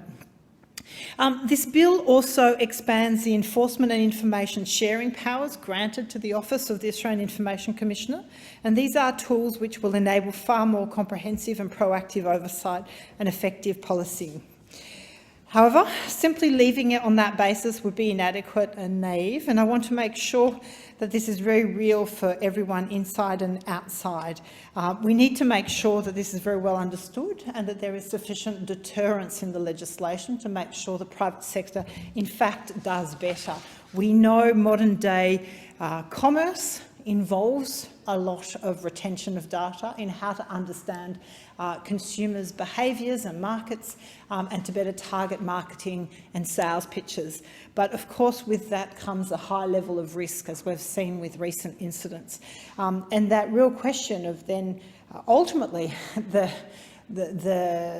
inconvenience, but also the risk, falls on the consumer, who inadvertently have that information being held and are really exposed in a way that I think is unacceptable. It is the reality of our modern world. We are all connected. So much of our habits and practices and lifestyle is in the form of data and is held. But we need to make sure legislation is updated and modernised to keep up with our modern world. Excuse me. In relation to some of the feedback I've had from constituents, it's really important for me to convey to the government and to the parliament the concerns so many people have in relation to it. So a lot of them have been quite surprised at just the extent of information and data that has been accessed, and when they will know and when they will tell me. So the issue is when data breaches occur, that need for very good, clear, prompt communication with impacted parties, and that, I think, has not always occurred for the private sector. Another constituent has written to me and said that in his attempts to replace his licence and Medicare card, stopping his credit agency's report and lodging a police report, he felt that illustrated the disjointed processes, inconsistent information and many agencies not knowing what was required, and found that incredibly difficult and time-consuming to navigate. Others have very much urged me to urge the government to fix these problems rather than waiting for the storm to pass. And I would have to say, so many times in this place we pass legislation in a reactive way. We are fixing a problem when it's already, the cat is out of the bag and we've already had the problem. It's really important to have whether it's inquiries, whether it is audits around current legislation, and whether it is in fact fit for purpose and fit for the challenges we are going to continue facing. We know cybersecurity and data is just it's our current reality, but it is where so much will be determined in the future. Another constituent raised with me the Optus events. Just as much as the ongoing, from their perspective, federal government failure in dealing with it, feeling that Australia is out of step with many similar jurisdictions such as the EU in terms of having clear, unambiguous legal liability for individual directors for these types of data protection breaches, and that feeling that the government still fails to listen to analysts, industry leaders and lobby groups around what best practice should look like in this case. And I must say I have certainly grappled with this myself in terms of trying to understand what is best practice in other jurisdictions and how that should be applied here to my own retention of information. And so I think it does befall all of us to be very mindful of this aspect of our constituents' lives, of how much this data retention impacts everyone. But I do commend this bill to the House. I commend the government for acting upon it. And I would just urge that I do have some questions for the Attorney-General. For example, when will the Attorney-General's review of the Privacy Act be complete and a timeline provided for the introduction and implementation? What additional changes are being considered to the review given recent data breaches? When will investigation into Optus be complete and how will recommendations be handed out, and will they be public? Will there be an investigation into the Medibank data breaches? And the obligation to include how data breaches are managed as part of risk management, and should that be mandatory for businesses and agencies to ensure a seamless and efficient process? And of course, how will the government ensure that this happens? We need to be more innovative, creative and collaborative in how we develop and implement regulations. The on-the-ground problems need to be remedied, and what is the Attorney-General's plan to achieve this? The Office of the Australian Information Commissioner can and should take a more active role in assisting and working with business, especially small business, to implement crucial legislation, in particular this one, and provide better consumer outcomes. We know that small and medium businesses, it is incredibly hard as soon as regulatory regimes change, and that they have to comply, especially if it's a non-English speaking background or migrant background. And so the question always comes back to make sure that when we change laws, to ensure there is the adequate support for small business to be able to actually comply with them and understand their obligations. So we must be diligent and thorough in pursuing those who fail to comply. And for me, that is still a bit of a question of what action will happen in that space. And so this is a great first step, but I urge the government and the department to continue looking for more solutions, because data retention and breaches and privacy are very much our problem for the now and the future. Thank you. The question is that the amendment be disagreed to, and I call the member for Werriwa. Thank you, Deputy Speaker. Over the past few months, we've seen significant high-profile data breaches with personal data of millions of Australians being compromised. Many have been forced to suspend their lives to avoid serious financial consequences, and unfortunately this is becoming more common and will continue in frequency if nothing is done about it. According to the 2020 Australian Community Attitudes to Privacy survey conducted by the Office of the Australian Information Commissioner, Australians are already concerned about their data, with 70% seeing the protection of their personal information as a concern in their life, and yet only 24% feel that their privacy is well protected. And Australians deserve to feel that their data is safe, because often the information at risk is about their identity. It's passport numbers, bank account details, licence numbers, Medicare details, and even with the latest Medibank Private breach, health records. A leak has the potential to cause immeasurable damage to a person's life, and the potential can cause extreme stress. We've seen that in the recent high-profile data breaches at Optus and Medibank. I've had affected constituents tell me that they are in a constant loop of anxiety and fear. They're unsure about what's been compromised, when it was compromised, and if the fact that they've changed their licences or passports will make a difference if the compromise continues. These data breaches cost Australians not just financially but socially, and the companies that require personal information for their customers must ensure that they are secure. The industries most at risk are those that hold incredibly sensitive information, with health making up 18% of the breaches that have occurred between July and December of 2021, and with financial institutions coming second. Australians must be assured that these vital industries are protecting their data and that government is doing all they can to ensure this is the case. That's why this legislation is so important. We can't let the breaches that have already occurred go by without a reaction, and we cannot ignore this moment. We must learn from it. The Albanese government has introduced this bill as a targeted response, incorporating the lessons from the past data breaches. Unfortunately, despite the increased sensitivity and awareness of personal data companies hold, it is users that are still being left to organise what has happened to them. And so many companies are still very underprepared, both proactively to protect this data and reactively to ensure that, in the event of a breach, they assist their customers, is what this legislation seeks to enact. That is why the bill will increase the penalties for privacy breaches from $2.22 million to $50 million. Companies that hold the personal data of Australians must know there are significant consequences if they fail to protect it. There is no longer an excuse for this.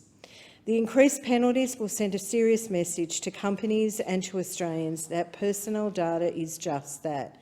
It's personal and it should be kept safe. Increasing penalties are important. However, in the absence of other measures, it will not be enough. The bill contains several messages to modernise the Privacy Act to better protect Australia. Enhanced enforcement powers will be given to the Australian Information Commissioner.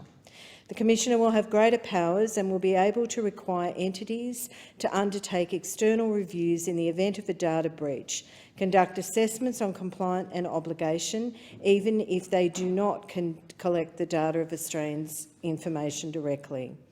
In an increasingly interconnected world, data collection can be complex and intricate, and data can be transferred between entities that may not operate servers in Australia. It's a time that Australia's privacy laws were modernised to account for this type of data management. Australians can be assured that our government is doing what it can to ensure that data breaches do not occur, and that in the event they do, the regulatory bodies will be able to act fast to reduce the damage.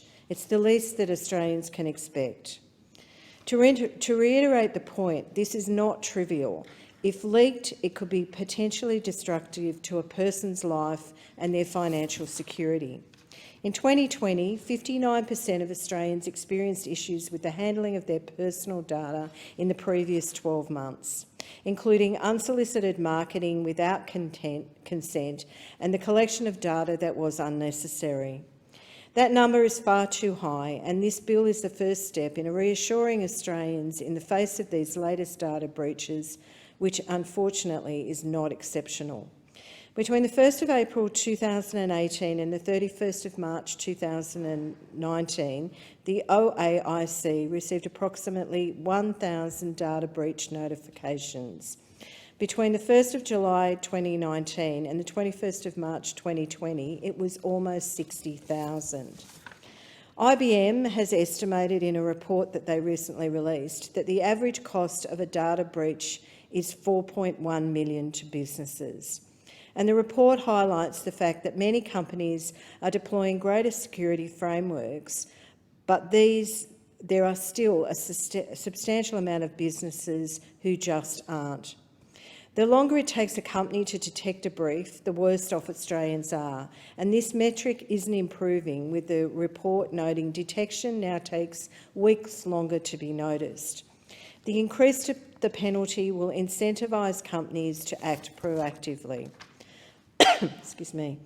And if need be, our regulatory bodies will use the powers given to them by this legislation to address the failings of entities that do not provide the information required by them under the Privacy Act. Additionally, Australians expect all levels of government and regulatory bodies to work together when faced with a large-scale data breach.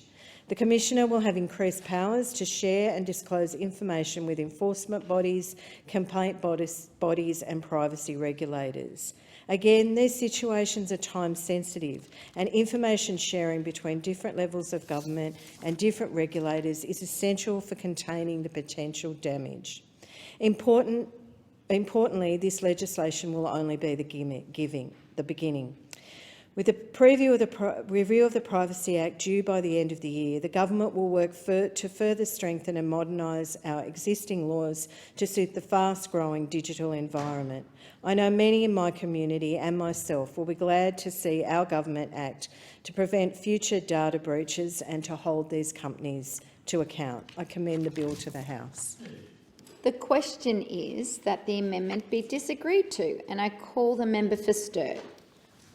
Thank you, Deputy Speaker. And can I start by sharing the extreme apprehension, concern and anger of my electorate, members of my electorate who have been affected by data breaches in recent times, obviously two very high-profile examples being that of Optus and Medibank.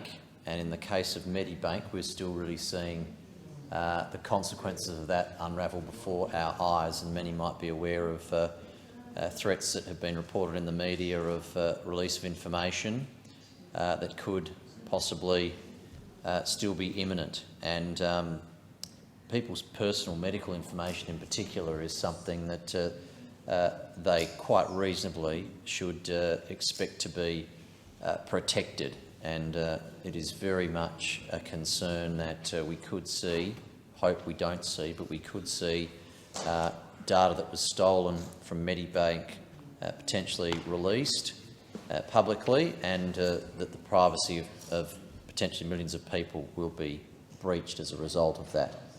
Like I say, medical information in particular is something that is very sensitive, very personal, and we should have a very great concern for people that may potentially be affected by that. It's also really shone a spotlight, these two breaches, on the information that is collected by private companies, the apparent ease, evidently, at it being plundered by criminals, and the fact that we probably haven't fully appreciated what information is recorded and retained by private companies, and if it has evidently been so straightforward and easy for that information to access, why there is such a flimsy regime of protection in place for such sensitive data. And I'm not defending either company involved, but I think we should also remember that clearly and obviously these are far from two isolated examples. And in fact, the examples we know about are a lot less concerning than the ones that we might not know about. And what the data breaches in recent times have gone to show is that there's an enormous public relations impact on companies when it is revealed that they have lost important sensitive information on their customers. There is some indication now that Optus have lost about 10% of their customer base potentially since the revelations that they lost sensitive information on their customers, and that 10% may well increase into the future by way of reputational damage.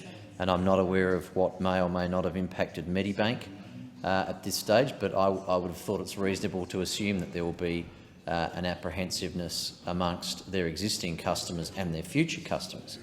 And of course we know, certainly in the case of Optus, that it wasn't only existing customers, but it was previous customers, in some cases going back years, where they were no longer even customers of Optus, and yet their information has been stolen from a telecommunications company which you think would have some of the higher standards of private companies around protection of data, given the line of business that they're in. So it's an extremely concerning set of events that have happened in recent times, and of course the point I make on reputational damage is that I'm also concerned, without any evidence, that there could be other companies that have suffered breaches that either have or will in the future potentially consider concealing those breaches on the basis that the damage to their business would be so significant, as they've seen the reputational impact on those businesses that have, in different circumstances,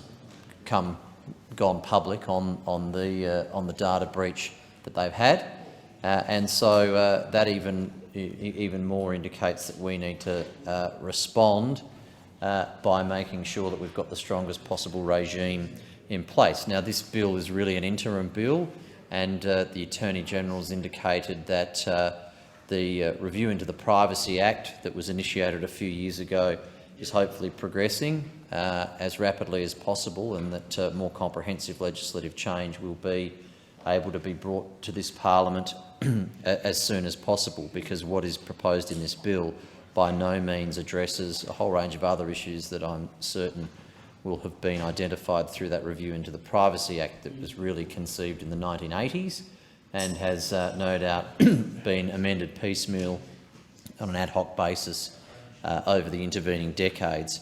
But the fundamental legislation conceived in a time before all sorts of technologies and all sorts of ability to retain data, particularly in the digital world, that now exist. So I certainly look forward to an opportunity to participate in legislating a dramatic overhaul of the Privacy Act insofar as what's required to protect data better, and also put a much higher onus on all those that retain data, particularly major companies with major customer bases of Australians that keep information that can be used, if misplaced or stolen, in a very harmful way against those people. And we know that data theft, particularly in the digital world, and the impersonation of people in the digital world is going to become an ever-growing area of crime, one to be greatly concerned about,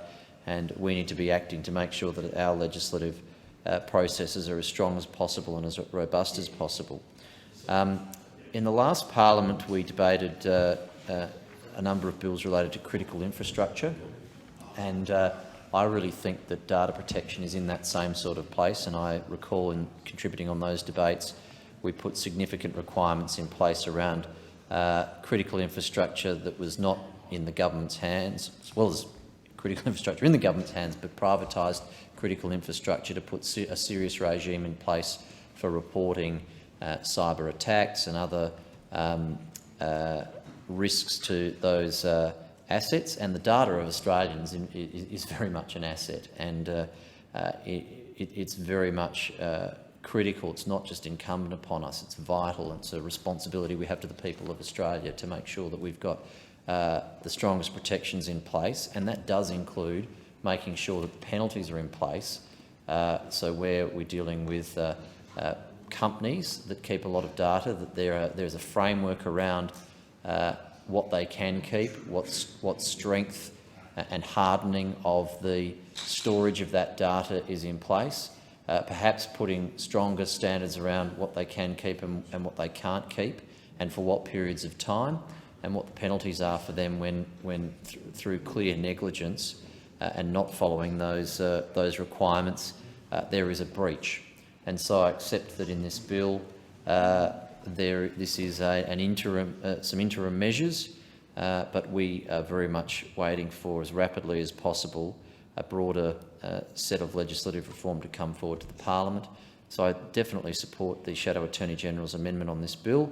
Nonetheless, we will support the bill beyond that through the Parliament and look forward to further reform in this area in hopefully the very near future. I commend the bill to the Chamber. The question now is that the amendment be disagreed to, and I give the call to the Attorney-General. Thank you very much, Deputy Speaker. I thank the honourable members for their contributions to the debate on this important bill. This bill is a priority for the Albanese government and sends a clear message that entities must take privacy, security and data protection seriously. Data breaches have the potential to cause serious financial and emotional harm to Australians. Increasing penalties for a serious or repeated breach of privacy will incentivise entities to take strong privacy and cybersecurity measures to protect the personal data that they hold. Setting these penalties at a higher level will accord with Australian community expectations about the importance of protecting their personal data. The maximum penalty, while operating as a statutory cap, does not otherwise constrain the exercise of the court's discretion to impose a penalty which is appropriate to the seriousness of the misconduct and harm or potential harm. This will be complemented by a range of enhanced enforcement powers to equip the Australian Information Commissioner with the tools necessary to take effective and efficient enforcement action where necessary. Greater information sharing arrangements for privacy and telecommunications regulators will ensure Australians are informed about emerging privacy issues and will ensure these regulators are able to work together to take prompt action to minimise harm to Australians. The bill is an essential part of the government's agenda to ensure Australia's privacy framework is fit for purpose and responds to new challenges in the digital era. I confirm that the government will carefully consider submissions made to the Senate Committee on Legal and Constitutional Affairs inquiry, including submissions from business, industry and consumer advocates, and will consider the committee's report and any recommendations made. I also note that a number of submissions have referred to issues which are relevant to the broader review of the Privacy Act being undertaken by my department, which is scheduled to report by the end of the year. This review will inform the government's consideration of further reforms to ensure our privacy law remains fit for purpose and responds to new challenges in the digital era. This bill is an important and pressing reform that will make sure penalties effectively deter the misuse of Australians' personal data and will ensure Australia's privacy regulator has the enforcement tools necessary to resolve privacy breaches efficiently and effectively. The bill is a reflection of community expectations and demonstrates the Albanese government's commitment to keeping Australians' data protected.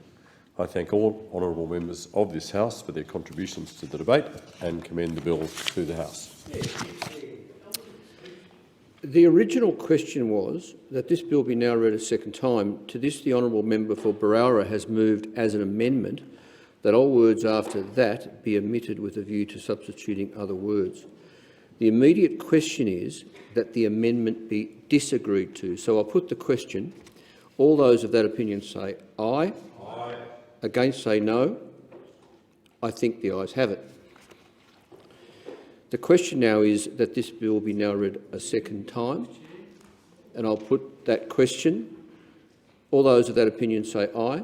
Aye. Against say no. I think the ayes have it. If no member wishes to consider the bill in detail... Oh, sorry, the clerk. Second reading, a bill for an act to amend the law in relation to privacy and for other purposes. So if no member wishes to consider the bill in detail, I will put the report question immediately. The question is that this bill be reported to the House without amendment. All those of that opinion say aye. Aye. Against say no. I think the ayes have it. The clerk. Government business. Next order of the day. Defence Home Ownership Assistance Scheme Amendment Bill 2022. The question is that this bill be now read a second time, and I give the call to the member for McEwen. Thank you very much, Deputy Speaker. I proudly rise to support the Defence Home Ownership Bill as it demonstrates that the Albanese government is showing up for those who are serving and those who have served our country. I reiterate the acknowledgement of service given by previous members speaking on this bill and add my voice to those remarks. The bill will provide and help fulfil a range of recommendations from the Royal Commission to better support those who have served. And we need to move quickly here, because there is a real sense of urgency about this. For too many veterans, the current service personnel are falling through the cracks and not getting the support that was promised to them. We have to improve the government's capacity in supporting ex-service personnel, and we must act quickly, because the lack of action over the last couple of years has been nothing short of disappointing. We also know that this bill will help with personal retention in military service. This is a key priority for this government, and an important factor to make sure Australia's defence capabilities are strong and growing every day. This is one of the number of measures we are taking and working with Defence to fix the current issues. I want to stress the importance of pushing this bill through to help with those objectives. The Albanese government determined to do better for those who are doing so much and have given so much for our country. This is especially important in communities around McEwen, where we have a high proportion of defence housing in places like Mernda and Doreen. These housing opportunities not only give stability and opportunity to ex-service personnel, but also help grow and enrich our community. I support the bill because I'm passionate about supporting veterans, but also because I know that supporting and giving veterans the stability they need ultimately has a positive impact. And this bill delivers on another one of the Albanese Labor government's election promises. We know that veterans and many service personnel have been overlooked and at times forgotten. With the cost of living rising, housing affordability being a huge issue across all of Australia, these factors are felt keenly by those who have served, which is why our government is prioritising this legislation. We are implementing this policy to be as effective as possible by tackling this with a four-pronged approach. This can be summarised as first, expanding the access to the scheme, taking the time restrictions off when people can apply, fixing the current ongoing subsidy issues, and addressing the administrative processes that need to be updated. The Labor government is committed to improving this program to make it more effective and, frankly, to help more people. We are doing this by increasing early access to the scheme, allowing defence personnel to have access to the benefits of this scheme earlier in their service. Practically, what it means, Deputy Speaker, is those who are in full-time service will have access within 2 years of service, and those who serve part-time service will have access in 4 years. This will have a run-on effect of decreasing the time that people will be eligible for the subsidy tiers, allowing members and ex-service personnel to have better access to the scheme quicker. This will, of course, be retroactive for those who have left the Defence Force for compensatable reasons and didn't qualify for the scheme. It will help push them up, those eligible, into another tier due to their time of previous service. This is tackling the issue of many previous personnel having slipped through the cracks. It will give more opportunity for stability when people leave Defence Force and undertake the big task of re-engaging in civilian life. Considering there have been numerous reports that have come out recently that it can take years, in some cases, veterans might have to work many years through that transition into civilian life. So the bill is removing the condition that veterans must apply within 5 years of leaving the Defence Force. We all know the frequent moving that comes from being a member of the Defence Force means. It can take time to establish roots and find a place that can provide the best opportunity for people to transition out of military life. The removal of the time constraint will allow veterans not to rush into the scheme. And this is an acknowledgement that the circumstances of defence personnel and families' lifestyles are incredibly unique and face different challenges to settling down. Growing up in Broadmeadows, we often had a school full of what we called army brats that were in and out. And there was many kids by the time in year 8 had been to 9 or 10 different schools, travelling around the country. And we know the issue that caused the families then, not only just for the kids, but also for their parents, particularly for the family, the parent who wasn't a member of defence personnel. Being shifted around and then trying to create new connections and new community and develop that was very hard. And that's why we've got to extend this service also to the surviving partners who have similarly been impacted by the nature of having partners serve in the military. It's so important for families to be able to have those roots and have those connections. And I think it's one of the big issues facing defence today, is the shortage of personnel entering our defence forces and staying, is getting that stability, trying to find those roots where you can settle down, give your kids the opportunity that we all want and think we all deserve, but also dealing with the uniqueness that is ADF life, where you're not in the one place at the one time. You're going to be moved around. And these challenges are so hard, which is why locally we push really hard to try and get as much information as we can about defence homes in our area to make sure as new people come in that we can give them the opportunity to say just the simple things. Here's your local men's shed, or here's your local social services. Here's the better pizza shops. Here's all these things when you move into a community that make a community. But also give them the opportunity to be able to meet up with social groups of people of the like to make sure that when they come into our communities, they feel welcome, they feel part of us, and they enjoy their time there. Because we know eventually, as is the nature of defence, they're going to move on eventually. But if we can make them their time and stay in our communities better, then that's a very positive thing that we can do for defence personnel and their families. And this is a sensible, responsible approach in making sure that we provide stability and look after their families, even during a transitional period. In addition to those measures, the bill tackles the shortfalls in current legislation by creating a power to make sure that there is a way to continue paying subsidy amounts even when an error may have been made. It will mean that people who are recipients of the scheme are protected from administrative mistakes that can suddenly make the entire subsidised amounts due. The hole in the legislation put people in precarious financial positions under unnecessary stress. This measure is responsible to concerns raised by Defence, and the government is doing what it does in acting quickly to make sure no more personnel are put under unnecessary stress that comes from them being suddenly cut off through no fault of their own. The current inflexibility does not allow for human error and genuine human mistakes, with many people being taken off the scheme from small personal mistakes or mistakes made by a third party. And as we know, we need to have that human interaction when we're doing these things so we don't end up with other robo-debt situations where automatic things are done and you have no say in it and you get the bill later on. It is unacceptable and easily avoidable, and allowing for some room for genuine error is only right and fair. And this bill seeks to support the administrative side of the scheme and create a process to adjust payments that have already been made. It will allow to both make and recover any payments that are out of order. And we are making sure there are proper processes and guarantees of good governance and transparency to make sure that this scheme is doing its job. This small change will not only streamline the process to handle any issues taking stress off recipients of the scheme, but will ensure that the scheme is working effectively. And if passed, this legislation will come into effect on the 1st of January 2023, and that cannot come soon enough.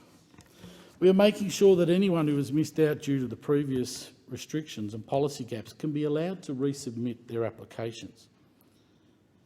This, Deputy Speaker, is a testament to this government's commitment to making sure that the current and next defence personnel are actually receiving the support they deserve. We know the sacrifices have made and can have huge impacts on the lives and livelihoods of those who have served. So this Albanese government is working hard to reduce those challenges. And I do acknowledge that the opposition is supporting the bill. And that's important. I think what it shows is that we can have these bipartisan bills where we actually sit there and focus on what is right and what is fair rather than what is politically good. Now, there are many veterans that we deal with every single day who have suffered dramatically through their time in service, and the more that we can do to help them and help support them transition back into civilian life and be active and positive members of our community, we should be doing more of that. And that's something that's important for us as legislators, to make sure that we do the right thing when we see there's a problem and act quickly to say, you know, we know this is an issue, but we've got to fix it and fix it quickly. And I think that's what we've seen done in this, is in 5 months in office, we've brought this in, we'll bring this forward, and it's part of a program that's actually focusing on veterans. In saying that, I'll just think of Minister Keogh yesterday.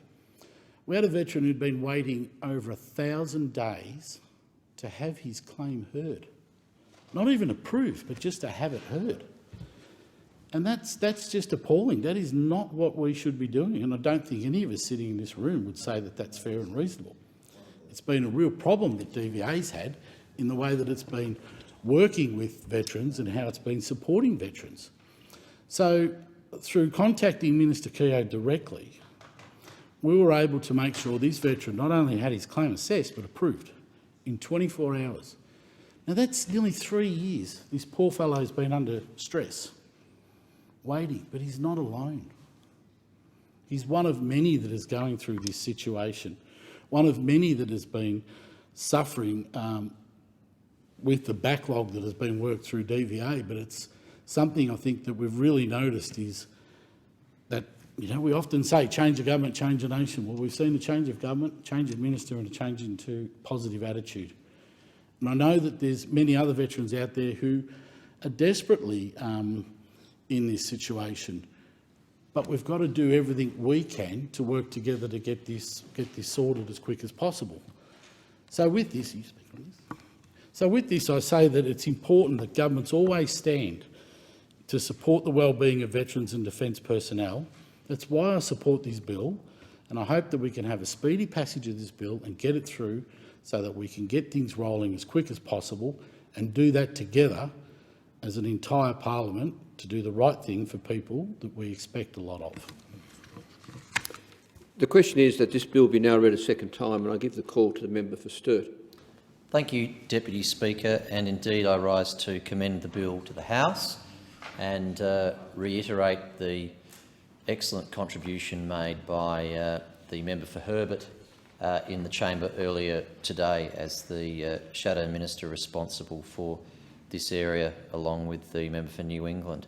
And I'd just like to start by, Deputy Speaker, yourself and all those that have served our nation that represent in this Parliament, to thank you for that service. And I think that when we have these bills debated on related to supporting our veterans, obviously they're all extremely important, but we're also very lucky that the debates are so well informed by members of our House and in the other chamber as well, who are veterans who have served our nation and who have their own very significant experience in the challenges that veterans face and the ways in which we can do better. And of course we all know that we can do better for veterans.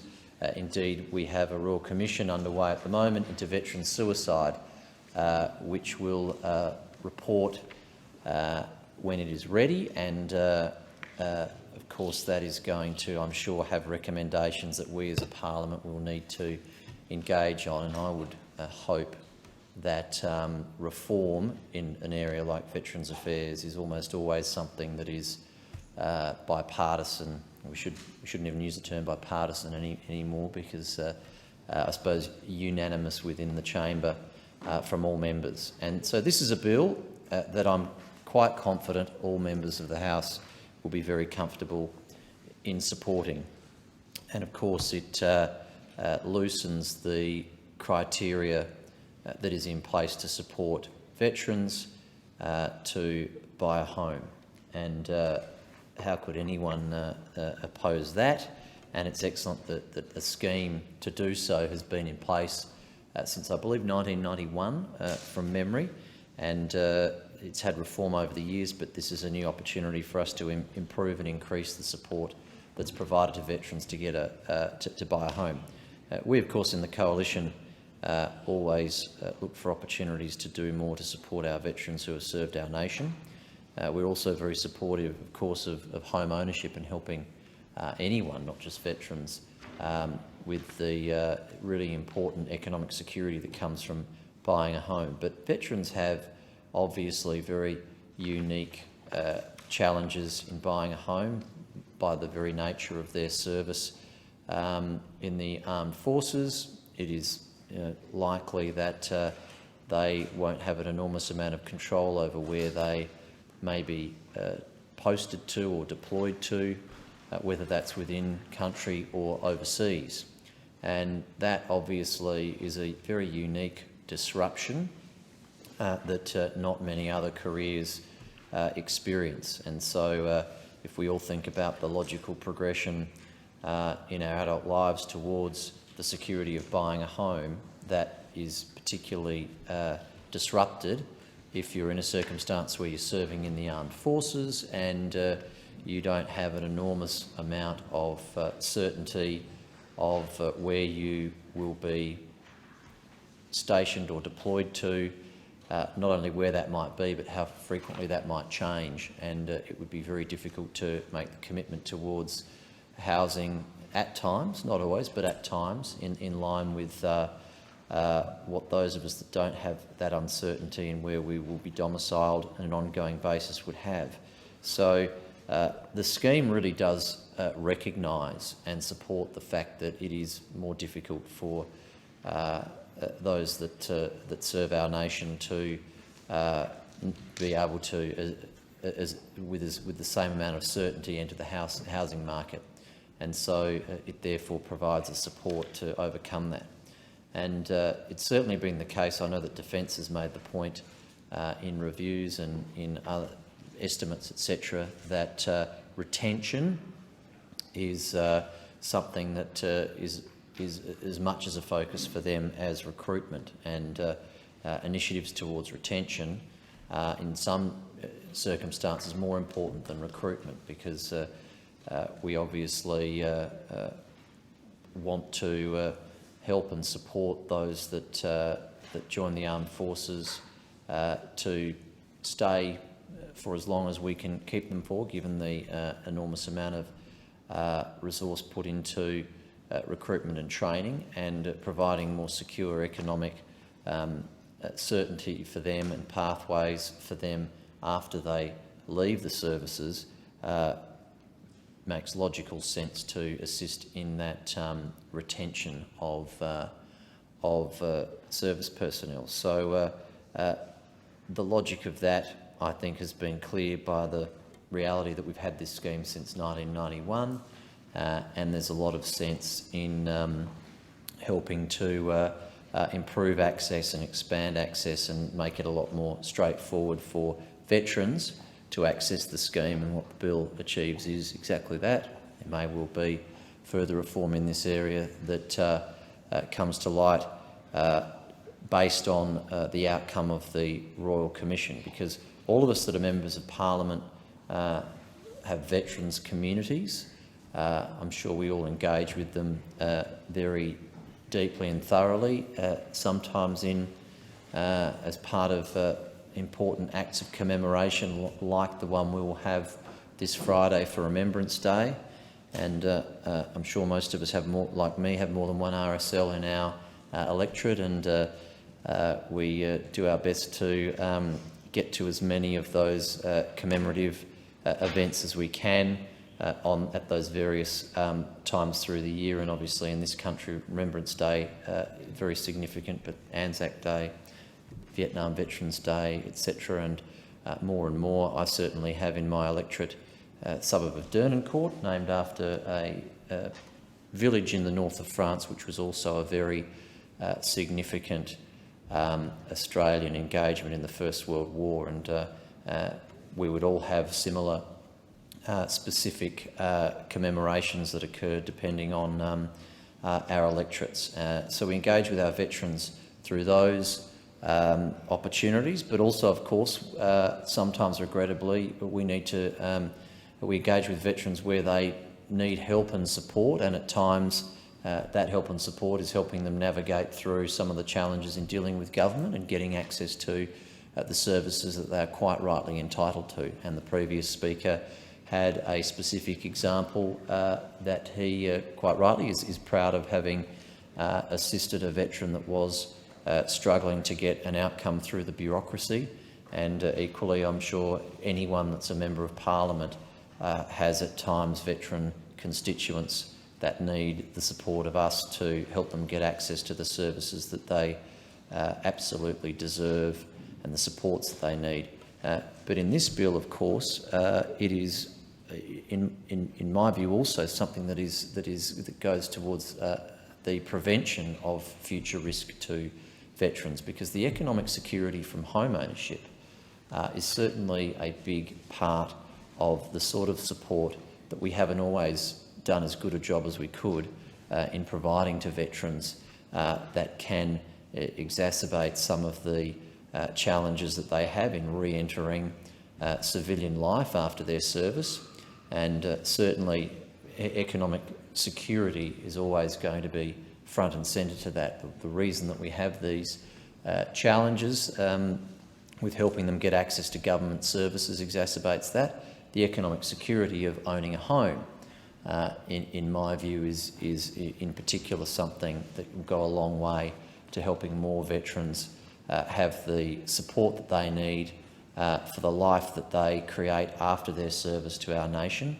And we know the value of home ownership in any circumstance is something that is extremely reassuring, in fact relieving, and it puts people in a position to have the sort of stability that they would hope to have in the life that they are creating for themselves after serving our nation. With those comments, Deputy Speaker, I commend the bill to the Chamber.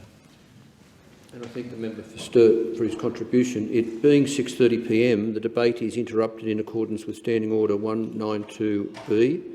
The debate is adjourned, and the resumption of the debate will be made an order of the day for the next sitting. The Clerk. Government business, order of the day number 2, grievance debate. The question is that grievances be noted, and I give the call to the member for Curtin. Thank you, Mr Speaker. I rise today to talk about the changing economic relationship between the generations in Australia. Australia's millennial generation is widely forecast to be the first generation since Federation that has worse economic outcomes than the generation before. Individual wealth of older households is increasing significantly faster than their younger counterparts. In fact, the gap between the wealth of the old and the wealth of the young almost doubled over the last few decades. I want to talk about how we need to address the implicit generational bargain that underpins the relationship between younger and older Australians and how we set our tax and spending priorities. Intergenerational economic fairness is an issue that we need to fix if we want our communities to enjoy rising living standards. This must be done in the context of a wider community discussion about what we care about. Our working age demographic is shifting, and our wealth distribution is shifting with it. There are fewer working age Australians to support our elders. When I was born, there were more than 7 Australians of working age for each person over the age of 65. This has now declined from 7 to about 4. Young people aspire to move through the same life stages as earlier generations: a quality education, a stable and well-paid career, buying a home, starting a family, and building wealth for a secure retirement with dignity. But instead, many young people are fearful of what their economic future looks like. They're struggling in a financial environment that's increasingly difficult. Housing is becoming more expensive, the tax burden is increasing, and job prospects and pay are flatlining. Last year, ABC's Australia Talk survey found that 3 out of 4 18 to 29-year-olds believe that young people will be worse off than their parents. And even overall, across all age groups, 59% of Australians agree with this statement. But this is not about pitting generations against each other. It's not about arguing whether the boomers or Gen Y or the millennials have it tougher. It's not about avocado toast versus free university. It's about looking at how we design our tax and spending so that successive generations can be optimistic about their future. When my husband and I bought our first house in the 1990s, the median house price was about 4.2 times the median annual income. It's now double that at 8.5 times. Today, younger Australians are less likely to own a home than young people were in the past. In 1981, 7 out of 10 30-year-olds owned a home. In 2021, the census showed only 4 did. An asset price boom over the last 20 years has benefited homeowners who are typically older and pay relatively little income tax in retirement, while disadvantaging younger workers who've suffered lower wage growth and pay more income tax. As humans, it's natural for us to care about each other. An underlying assumption we make is that working-age Australians contribute to the care of older and younger generations and can expect the next generation to support them in the same way. But as our population ages, the burden of this care is falling on a smaller cohort of working-age Australians. Working-age Australians are also underwriting the living standards of older Australians to a much greater extent than earlier generations did for their elders. Accounting for inflation, in the 80s and 90s, an average elderly household of people over 65 received $16,500 per year in support from taxpayers. Today, that figure is 65% higher, even though superannuation was introduced to reduce the financial burden of retirement on taxpayers. So not only are there fewer working-age Australians per older Australian, there's significantly more support paid as well. There are controversial and difficult issues to be addressed in this, which is why it will be so important to make it a broad community-based discussion. There are trade-offs and legitimate expectations. Young people want to be able to aspire to the same milestones of financial security as previous generations, and older people want to live with dignity, but also want to leave a legacy of a functioning society to their children and grandchildren. The concerns I've raised are obviously not just my own. Successive governments have acknowledged and investigated this issue of intergenerational unfairness. Every 5 years, the Australian government releases an intergenerational report. The 2002 and 2007 reports highlighted the future budget pressures from a steadily ageing population. The 2010 report emphasised the challenge posed by climate change. In the wake of the global financial crisis, the 2015 report illustrated the long-term sustainability of alternative fiscal policy scenarios. The 2021 report painted a dire picture, with budget deficit forecasts for 40 years, net debt still at 34% in 2061, and the interest cost of servicing that debt growing to 1.7% of GDP. I commend this government for undertaking to release the next intergenerational report next year, earlier than it's due. But the intergenerational report has not traditionally contained recommendations, and this is a missed opportunity. I challenge the government to take this opportunity to kick off a full and frank inquiry into intergenerational fairness. A coalition of youth organised groups, Think Forward, the Foundation for Young Australians, Youth Action, Youth Development Australia, and the Youth Affairs Councils from several states are supporting this idea. They take inspiration from the 2018 House of Lords inquiry in the UK. The report from this UK inquiry, Tackling Intergenerational Unfairness, published in 2019, observes that intergenerational fairness had become an increasingly pressing concern for both policymakers and the public.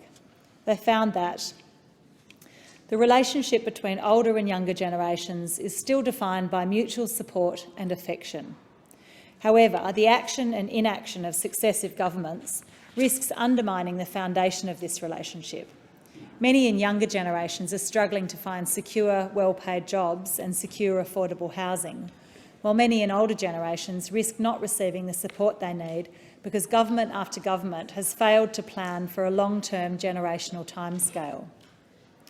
This inquiry would need to look broadly at what a good life means to different generations.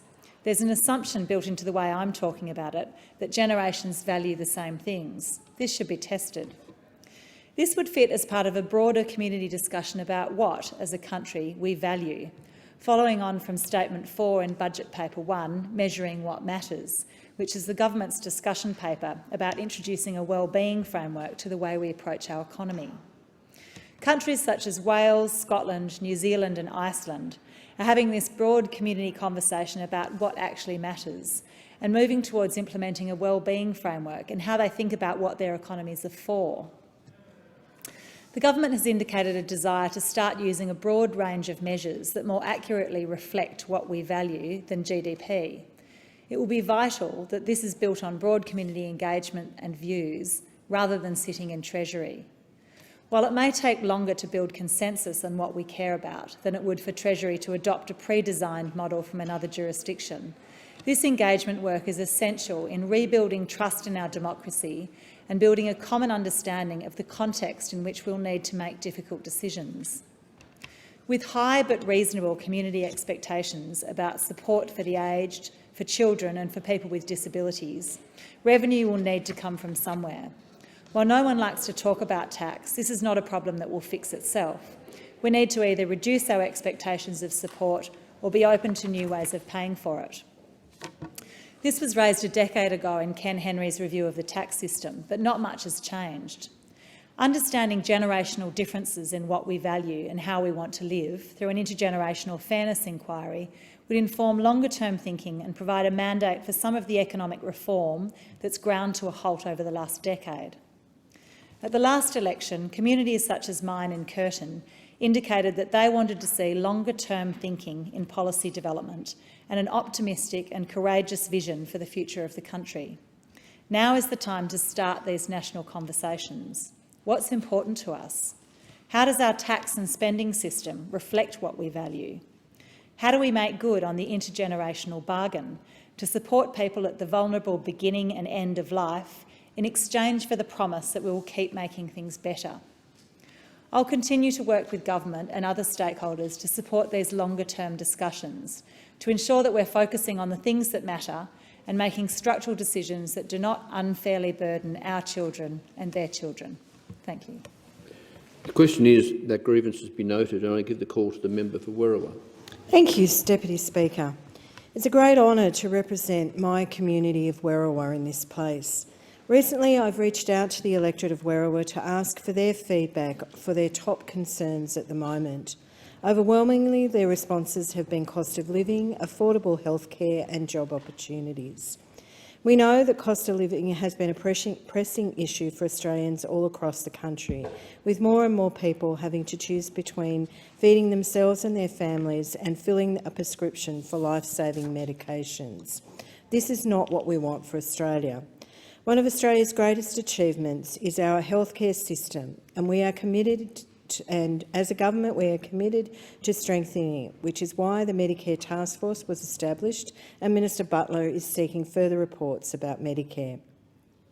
I've met with constituents, especially those with chronic conditions, who make choices about which medications they can afford, and this unfortunately has only become more and more common. We are meant to take pride in the fact that our healthcare system is fair and equitable. Last week I met with Natalie, the owner and pharmacist at Chemist Works at Edmondson Park. We discussed the changes that the government has made to reduce the cost of medicine. Natalie was very supportive of the changes. She detailed for me the conversations that she and her staff have every day about what medications can be taken less frequently. Clearly, it is distressing for a professional like Natalie to answer these questions. She knows that the treating doctors believe that it is in the patient's best interest to take medications as directed, but she also sees the struggle it can be for families or pensioners when they can't afford their medication. The changes will see that people in my electorate who need to fill 2 scripts a month save up to $300 a year. This is part of our government's plan to address the cost of living crisis and will also strengthen our healthcare system so that it remains fair and egalitarian. The people of Werriwa told me that Medicare is their top concern. Our government has committed delivering 50 Medicare urgent care clinics, which will bulk bill urgent care to take the pressure off our emergency departments. Of course, we have multiple strategies to change and improve the current challenges for our economy. In the recent census, it was confirmed that Werriwa has a higher percentage of families with children than the New South Wales and Australian averages. So it's mums and dads in Werriwa that will significantly benefit from the changes to childcare fees next year. Our policy will cover 96% of families, or about 7,400 of families in Werriwa. Families will now have a choice to work more hours and days, addressing the skills shortage to some extent, and also making working that extra day worthwhile. 7,400 families that should benefit under this policy. Families earning a combined income of $120,000 with one child can save up to $1,780. And these families can choose to work additional days without worrying about the extra cost of childcare. With childcare costs increasing by 41% over the last 8 years, it's never been more important for the government to help families ensure their children get affordable and adequate care. Childcare helps children in so many ways, not only allowing parents to work, but it readies them from a life of learning and curiosity. Werriwa is a fast-growing electorate with more young people and more young families, and these savings will directly benefit those in my community, as well as thousands of families all around the country, and I am very proud that our government has done that. For far too long, people in our part of the country have been neglected and overlooked. The people of Werriwa will finally benefit from actions of a government that cares about them. Up to 65% of Werriwa workers leave the electorate every day to work. They battle every day with the lack of planning by state and federal governments, which means that commutes can often be long, taking them away from their families and reducing their opportunities for leisure or exercise. The lack of investments by state governments in roads and rail, with projects taking too long to start, is taking its toll in my part of southwest Sydney. That's why projects like the Western Sydney Airport are so important to our community. The stimulation of this generational infrastructure project will provide almost 28,000 direct and indirect jobs by 2031 alone, and the economic activity it will generate will be substantial for our communities. Our region will be linked to the airport by the M12 motorway, another piece of infrastructure that will produce 2,000 jobs during construction and shorten commute times for workers to the airport, and it has substantial federal government funding. Our region, especially Werriwa, contains some of the most toll suburbs in Sydney, so the last thing they need is another toll road, and the M12 has no tolls. Whether they're on their way to work or on an outing with their families, they need to spend less time on the road and not pay for tolls for the luxury of using government-funded infrastructure. The 2021 census, which was taken at the height of lockdown, showed that people in Werriwa were still more likely to drive to work compared to the rest of New South Wales and were less likely to work from home. Of course, this is directly related to the important work my community do. They are the nurses, the firefighters, police and aged care workers. They deliver food to supermarkets and shops. They are our teachers. They were essential workers during the pandemic. That's why good infrastructure is incredibly important to Werriwa and why Labor is committed to it. The massive growth occurring in suburbs such as Austral and Middleton Grange, the congestion on roads, especially Cowpasture and Hoxton Park Road intersection, are impacting these residents. That's also why the Albanese government will deliver on the election commitment I made during the election campaign, the Minister for Infrastructure, to create a $6 million link between Aviation Road and Middleton Drive at Middleton Grange. These suburbs should not be isolated from the rest of the local area, and workers should not have to face long queues to get out of the suburb. I'm really glad to be part of a government that is supporting this development and addressing the concerns of my community. We know infrastructure is vital to job opportunities for my community, but equally as important is educational opportunities. whether it be K-12, university or vocational education. Everyone deserves a good education and the ability to acquire skills for well-paying jobs.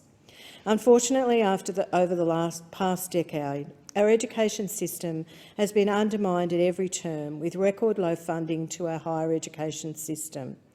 Under the previous Labor government, university funding was at 30.3% of total education funding. By 2019-2020, this share had sunk to 24.2%, and there were massive layouts in the university sector. As a result of this neglect, the proportion of applicants who get an offer has gone down. This, coupled with decades of consistent underspending of our tax system, means that people don't have the opportunities they did 10 years ago. And we're feeling the effects of the gutting of TAFE right now, with a chronic skills shortage in every sector of our economy. This is the legacy of a previous government, but won't be the legacy of ours. People in my community are less likely to hold a bachelor's degree, an advanced diploma or a certificate 4 or 3 when compared to the rest of New South Wales. So those in Werriwa are also less likely to be studying at TAFE or university.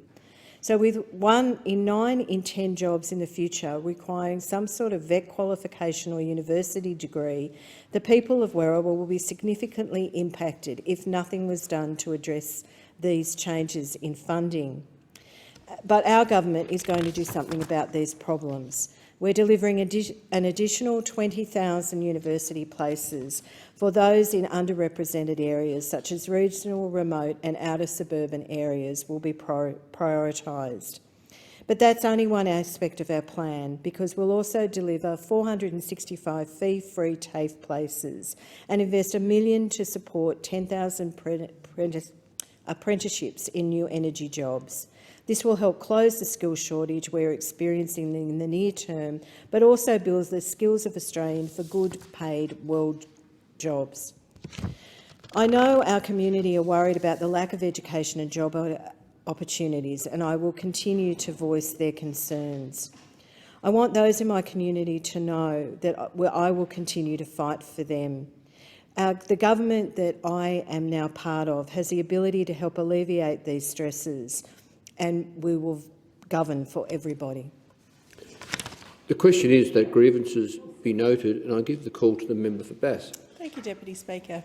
Each year, around 1 in 30 people give blood across the country, providing whole blood, plasma and platelets, supporting Australians with conditions like cancer and blood diseases, trauma patients, pregnant women and new mothers to live full and healthy lives.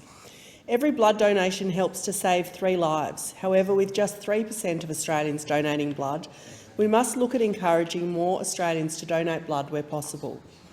Through the height of the pandemic, countries across the world were struggling to maintain blood supplies, as COVID lockdowns created a change in people's movements and lifestyles and wariness about being out and about, leading to many regular donors cancelling their donations.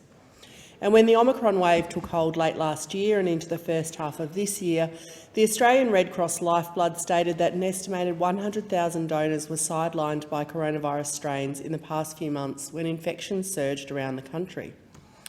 The number equates to around 20% of the nation's donors who either caught COVID-19 or were feeling too sick to walk into a donation centre. And in late May, the Red Cross Lifeblood put out an urgent call for more than 17,000 donors to help raise supply as the stocks plummeted to a few days' supply due to a surge of the flu. In the Northern Tasmanian electorate of Bass, which I represent, there are everyday members of our community who roll up their sleeves to save lives. People like 26-year-old Hayden Hill, who reached a milestone of 100 blood and plasma donations last year.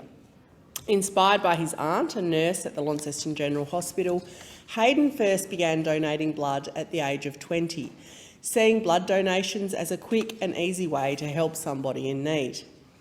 I wanted to try it, but I was initially a bit nervous. Then once I did it the first time, I realised it was easy. You just roll up your sleeve and you're saving 3 lives every donation. Across the world, we know there are a lot of people who need blood transfusions, he said. There's a demonstrable need to increase the number of Australians to give blood, and I applaud the Red Cross Lifeblood for their life-saving work that they undertake every day and their commitment to encouraging more Australians to donate. Earlier this year, Australia lifted the ban on blood donations for anyone who had lived in the UK from 1980 to 1996. The ban was originally introduced in the year 2000 due to the potential risk of Creutzfeldt-Jakob disease, or CJD, commonly known as mad cow disease. New modelling has shown that the risk is incredibly low, allowing for the ban to be lifted and giving over 700,000 more people living in Australia the opportunity to donate blood. In recent years, Lifeblood Teams, a social responsibility program for workmates, friends, teammates and communities who want to make a difference together, has helped more Australians donate blood. In Tasmania alone, donors who are part of a Lifeblood team made up about 43% of the donations made across the state in 2020, with more than 900 teams contributing in that year alone.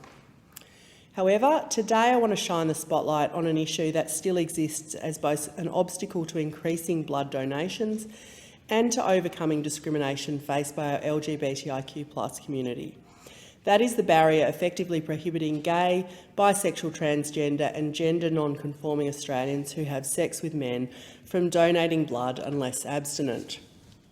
A lifetime ban was placed on sexually active gay men in 1983. This ban was put in place at a time when HIV technology was relatively new and largely unreliable due to the window period, a term referring to the time between someone contracting HIV and antibodies showing up in a blood test. By 2000, the regulations were revised, allowing a deferral period of 12 months, and in 2012 this was reduced further to 6 months. Under current regulations, men and the trans community are unable to donate blood if they've engaged in sexual activity with men within the previous 3 months, essentially requiring a section of the community to practice abstinence before being able to donate. I'd like to be very clear that I certainly understand and support necessary and appropriate blood screening regulations to ensure the safety of blood supply in our country. However, constituents within my own community and across Tasmania have expressed to me that the current ban on blood donation, unless practising abstinence for a period of 3 months, sends a message that members of the LGBTIQ+ community, and in particular gay men, are a threat to public health, which particularly in this day and age is an archaic and inappropriate message to put out to the Australian public. Australia actually led the world when we removed the lifetime ban on blood donations from gay men, with other countries soon following. However, we are now falling behind other countries, including the UK, who have moved away from a policy of a deferral period, instead introducing a more equitable approach, which is that anyone, irrespective of their sexual orientation, their gender or their partner's gender, is asked to complete an individual assessment. This approach looks at the risk based on sexual behaviour rather than the so-called group an individual may be assigned to, meaning that the distinction applies equally to heterosexual people who may also be at risk of contracting and passing on HIV, as well as other blood-borne diseases. Dr Sharon Dane is the author of a report commissioned by Just Equal Australia that reviewed current data and modelling and compared bans on gay blood donation like Australia's with a policy screening donors for their individual risk. The report found that the latest international research shows that there is no meaningful risk attached to lifting the current abstinence requirement for blood donation by men and trans women who have sex with men, and replacing it with a new policy of screening donors for their individual sexual safety. Modelling suggests this would actually increase the amount of safe blood available to those in need of blood products, Dr Dane said. Australian researcher Jennifer Powers said in 2016 that the difference to which the gay community are treated compared to the heterosexual community, regardless of sexual behaviour, speaks to the trust that reveals the subtle and not so subtle ways in which homophobia discrimination plays out. Power continues, understanding discrimination in the context of blood donation can be complicated because it's not clearly about human rights. One may not necessarily have a right to donate blood. It's on these grounds that gay advocacy organisations have been criticised for calling out blood donation bans as discriminatory. But it is discriminatory to the extent that restricting men who have sex with men from donating blood reflects and reinforces the perspective that gay and bisexual men are unreliable and require strict laws to regulate their actions, laws that are not applied to other groups. Just a few months ago, a wonderful man in my northern Tasmanian region, which I represent, left a comment on my Facebook page after I published a post on the importance of organ donation. Rick, a gay man who advocated heavily for marriage equality during the plebiscite a few years ago and a registered organ donor, commented on my page saying, "Here's an interesting thought. Why are my organs okay to donate, but not my blood?" He told me, "When we're told it's about calculating risk, it reinforces to others that we are lesser than or that HIV is a gay-only disease. It completely misses the fact that 24% of new HIV cases were heterosexual and that most gay people living with HIV are undetectable. My team at the office all wanted to give blood and make it a regular team excursion, so they did their first one and I stayed in the office.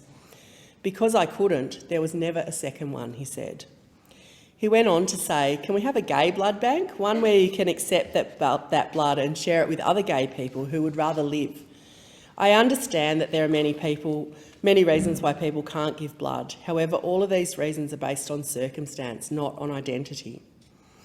Again, I want to make it clear that I'm in no way demonising the critical work of Lifeblood Australia, and I understand the need for precautions. However, there is now research available indicating that a move to implementing criteria based on sexual behaviour-based screening for all donors, regardless of gender and orientation, would be considered safe. The UK and Canada have moved to this model very recently, and Australia should follow. I understand the Therapeutic Goods Administration is reviewing the report submitted by Just Equal Australia, and I'm hopeful of an outcome that will both protect the blood donation supply in Australia and remove unnecessary discrimination. The question is that grievances be noted. I give the call to the member for Paterson. Thanks, Deputy Speaker. I make no secret of the fact that I am a proud supporter of the mining and resources sector. I'm also the proud daughter of a coal miner, and I'm even prouder to be the member for a resource-rich region. Recently, I had the great pleasure of touring Western Australia's magnificent Pilbara region, organised by the Chamber of Minerals and Energy, Western Australia. The delegation of MPs from state and federal parliaments and industry representatives from across the resources sector came together to learn more about the commitment the mining and resources sector has to meaningful partnerships with our First Nations people. We wanted to familiarise ourselves with the efficiencies of the industry and, importantly, the contribution it is making not only to our economy, but quite frankly, to all of our future. The Pilbara region of northwestern Australia extends south from the De Grey River to the Ashburton River and as far inland as 720 kilometres. This magnificent region is not only rich in Aboriginal cultural heritage, but it is also a logistical marvel in the way that it coordinates vast distances with the resource sector that works within these magnificent and vast landscapes. You really cannot get it until you take it in with your own eyes. And flying across the wheat belt of Western Australia was a tapestry for the eyes, to say the least. Just so incredible. More than 157,700 people are employed in Western Australian mining and resources, with the sector representing more than 45% of employment in the Pilbara region alone. This region is home to 58,000 people and supports 63,500 jobs, with many people flying in to go to work. So that's why those figures are somewhat different. I want to thank the Chamber of Minerals and Energy of Western Australia and congratulate them on such a well-organised and coordinated tour, and it was no mean feat. And it was headed up by their dynamic and recently appointed CEO, Rebecca Tompkinson. Rebecca ran the Flying Doctor Service in Western Australia before she took up the role with the Chamber of Minerals and Energy. She is breaking down barriers, she is a force of nature, and I know that she will bring some of that critical time management that is so imperative in the Royal Flying Doctors and the logistical puzzle to the resources sector, not only for Western Australia but also for Australia more broadly. Rebecca and her team are building new foundations for industry and ensuring a better understanding by the government of what the critical roles are that the sector plays in our national economy and indeed in the state economy of Western Australia. And I want to thank the whole team at CME, but make special mention of Adrienne LaBombard, Roanna Wade, Susan Cull and Keely Hoskin, who helped make the trip happen. And I was also delighted to join my colleague and friend, Minister Madeleine King, the Minister for Resources, for some of the trip to see firsthand her home state and the industry that she's so passionate about representing. During our 3-day tour of key resources operations, we visited Chevron on Barrow Island, which is a Class A nature reserve and quite an incredible LNG facility. Rio Tinto, Woodside, Mineral Resources, FMG and BHP. Reconciliation and respect for the land are continuous topics. And look, to be frank, the mining industry understands that there is a long way to go. And they need to do much more than just mine coal and fossil fuels. But they're doing a good job of understanding where the improvements need to be made. But also, we went to see Wadidja, which is the lithium mine, and it was incredible as well.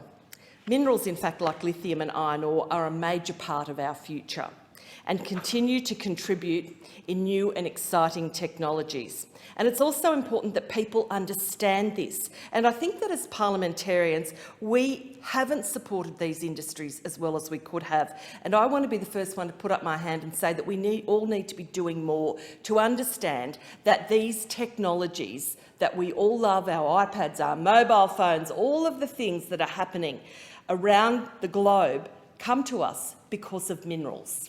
Whether it be coal, iron ore, lithium, antimony, all of the things that we see on the periodic table, it just can't happen without those minerals that are extracted from the earth. So I know that people categorise mining and want to lump it into, we just dig stuff up and ship it out. Well, let me tell you, in that extraction of those critical minerals and fossil fuels, it's how our modern sophisticated society is able to function the way it does. So make no mistake about that. So, I get really uptight when people sort of say, oh, we want to keep coal in the ground and we don't want to have gas and we don't want to do this. Well, if we're not doing those things, we better switch off the lights, put out the cat and go home, because quite frankly, it'll all be over. Look, I'm very grateful for those stakeholders for hosting us and showing their impressive operations, as well as briefing us on their continued commitment to our First Nations people.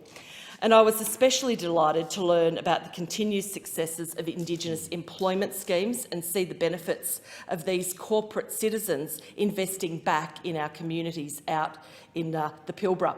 15% of the Pilbara's population is comprised of Aboriginal or Torres Strait Islander people, with many Pilbara communities facing really complex social, housing, health and education challenges. And fortunately, the resources sector is stepping up in this way. For many, many decades it's been stepping up, in fact, to invest more in social programs and infrastructure to help tackle some of these really difficult socio-economic challenges. And I commend the work being done and acknowledge the passion and commitment of the many in this region to better relationships, to embrace a brighter future for our First Nations communities. They're working out there, they're living out there. It is just so meaningful that our First Nations people and these organisations, these companies, they have such a great connection. Furthering my understanding of some of our country's biggest operators just reinforced for me the continued importance of mining and petroleum exports and what they have in our economic recovery for the years to come. It's such an important thing. The annual economic output of the Pilbara is $106 billion in the last decade. That's between the 2011-2012 and 2021 financial years. I'll just say that figure again, $106 billion in 10 years. Let it sink in. There are many schools, hospitals and roads that we all use that have been funded from the resources sector. They've also generated, the mining industry contributed $254 billion in company taxes and royalties, and that's $142 billion in taxes and $112 billion in royalties. For context, total spending on health in 2019-2020 was estimated to be $81 billion. So, total spending on the NDIS costs around $22 billion a year, and total spending on the age pension and income support for senior Australians costs just over $50 billion annually. So that's just putting some of those numbers coming out of the resources sector into context for you. So it is clear that if we want to have things like the aged pension and the NDIS and all of those other fabulous services that so many Australians so richly deserve and depend upon, then we have to find the money from somewhere, and it's the resources sector that is providing much of this money. So before we go knocking them, we need to be really clear that we're not biting off the hand that's feeding us. It's clear by comparison that the economics of Australian mining just in the Pilbara alone is invaluable to our nation's prosperity. The mining and energy sector is a vital part of my own electorate, and I'm always seeking ways to better understand the technologies, the research, the workforce, and both the opportunities and challenges that the industry face. This experience has reinforced my admiration for the sector and the individuals that make it happen. My electorate of Paterson plays a major role in keeping the lights on in my home state of New South Wales, and for that I am forever grateful, and I am forever grateful for those men and women who every day put on their gear, whether they go down a coal mine or go to an iron ore mine or a lithium mine or whatever mine it is and go and draw up our resources. Thank you. I thank the member. The question is that grievances be noted, and I call the member for Cowper. Thank you very much, Deputy Speaker. Deputy Speaker, I wish to speak in relation to the need for greater support for our frontline emergency personnel.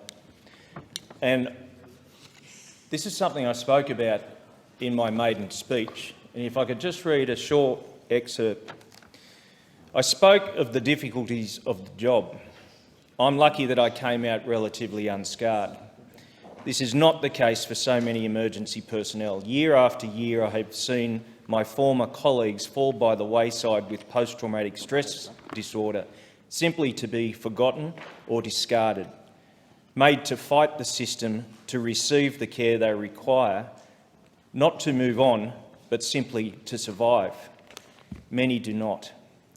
As much as 20% of emergency workers are impacted by PTSD. Between 2001 and today, 68 serving police officers across the country have died by suicide. This does not take into account those who have left the force, nor does it take into account any other emergency service organisation, past or present. These are the people who serve and protect us. As a government, we must do much more to serve and protect them. This can't be passed off as a state issue. We must work collaboratively as a government to do all we can for those who put themselves in harm's way for us. Over the past 3 years, I worked with the member for Wide Bay, the member for Fisher and the member for Herbert, with a fellow by the name of John Bale. And many of you would know John. He was instrumental and the co-founder of Soldier On, providing support services and programs for returned veterans. He identified the need that in some circumstances the veterans weren't comfortable to go to those services provided by the ADF. We worked with John over 3 years to secure funding for an organisation which, again, he co-founded, called Fortum.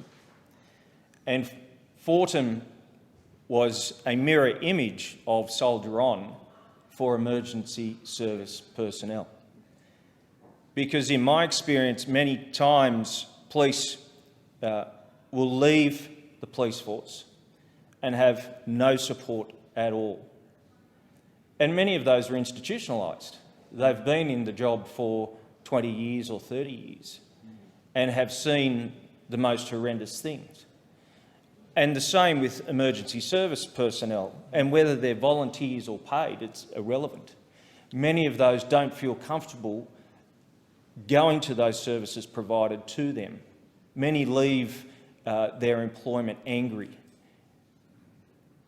And we can't explain why PTSD or how PTSD affects the rational thinking.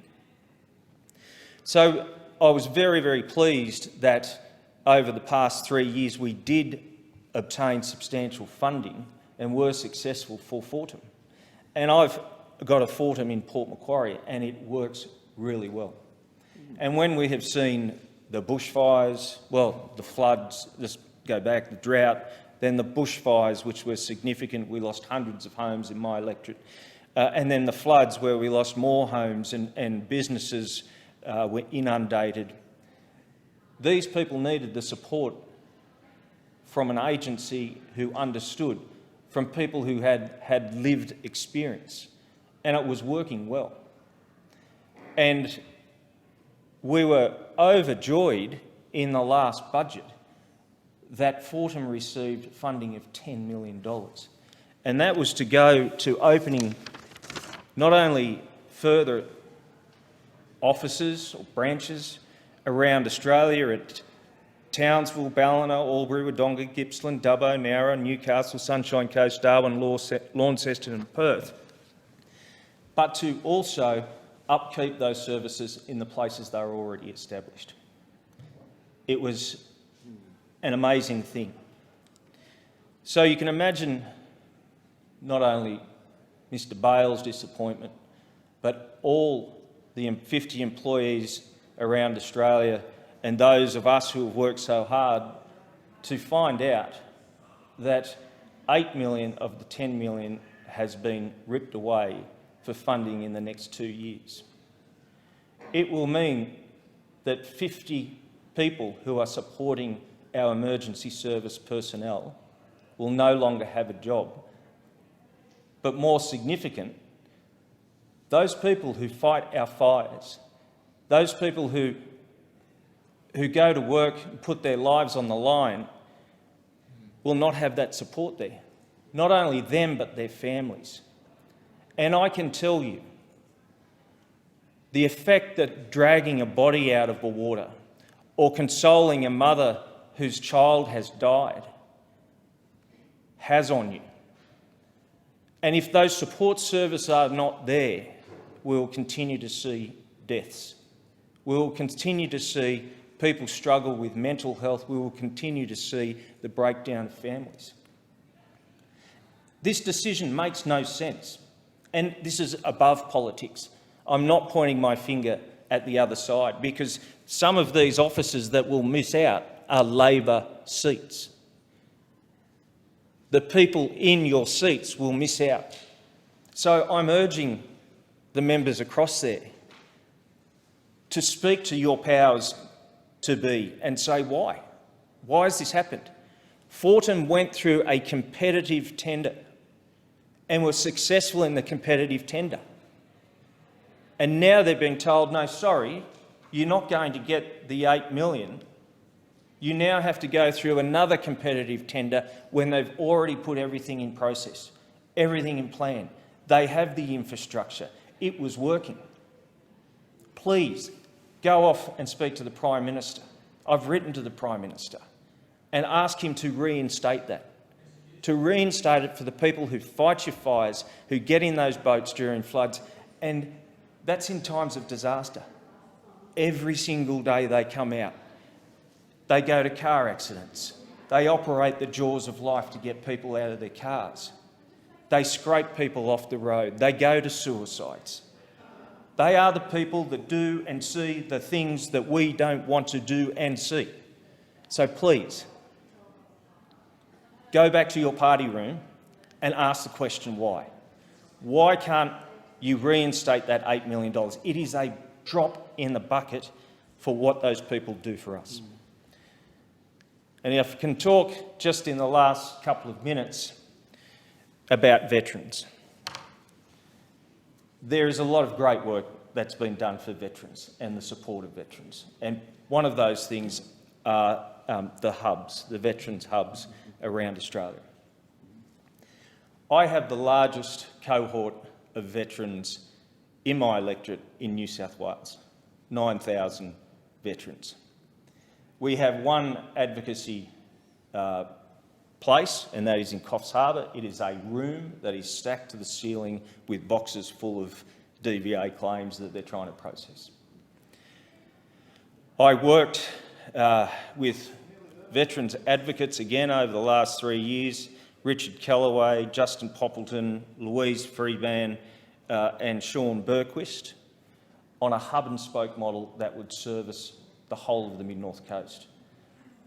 Grafton, Coffs Harbour, Port Macquarie and Taree, 4 centres, for the same price as one centre of $5 million allocated to other seats. That money was announced after the last budget last year. Unfortunately, in this budget, that money, that $5 million, was redirected. It was absolutely devastating for my veterans. They had been told they had the money, and now we have to start again. And the veterans won't travel to Tweed Heads 3 hours away from Coffs Harbour. They simply won't seek the services that they need. So again, this has to be above politics. I'm asking the Prime Minister, I've written to you, please, $5 million is a drop in the bucket to service and support those people who went to serve for us, who went to serve for Australia. So please, reinstate the $5 million for our hub and spoke model. Make sure that our veterans have the services they require. Please do the right thing. I thank the member, and the question is that grievances be noted, and I call the member for Macquarie. Thank you, Deputy Speaker. I want you to imagine that your home has been flooded, not once, but on 3 or 4 separate occasions, and sometimes twice in a week over the last 2 years. Each time, as you finally see the water receding and you start the clean-up, the throwing out the white goods, the pulling out furniture, lifting up the flooring, tearing down the gyprock, you then have the BOM and the SES warn that more rain is coming. Maybe not this week, maybe next or next month or any time until early 2023. Do you repair and replace, or do you wait? Or the bigger question, do you stay or do you go? For many families in the low-lying, most flood-prone streets and lowlands of the Hawkesbury, there's no point asking that question because there is no way out. Who will buy in such a flood-ravaged place right now? And for what sort of price? Will it allow families who've worked hard to be paying off a mortgage buy something in a less vulnerable area? And then there's people's sense of not wanting to subject others to what they've been through. As Jodie Saint from Windsor described it to me a few months ago when her family discussed moving house after, in her words, their home was basically flooded every single time the Hawkesbury's been flooded. And one of their youngsters said to her, if we sell, we have to come back and help whoever buys this house because they'll get flooded too. 10 days ago, I wrote to New South Wales Premier Dominic Perrottet welcoming the announcement of a jointly state-federal funded buyback, retrofit and rebuild scheme for flood-affected homes in the Northern Rivers.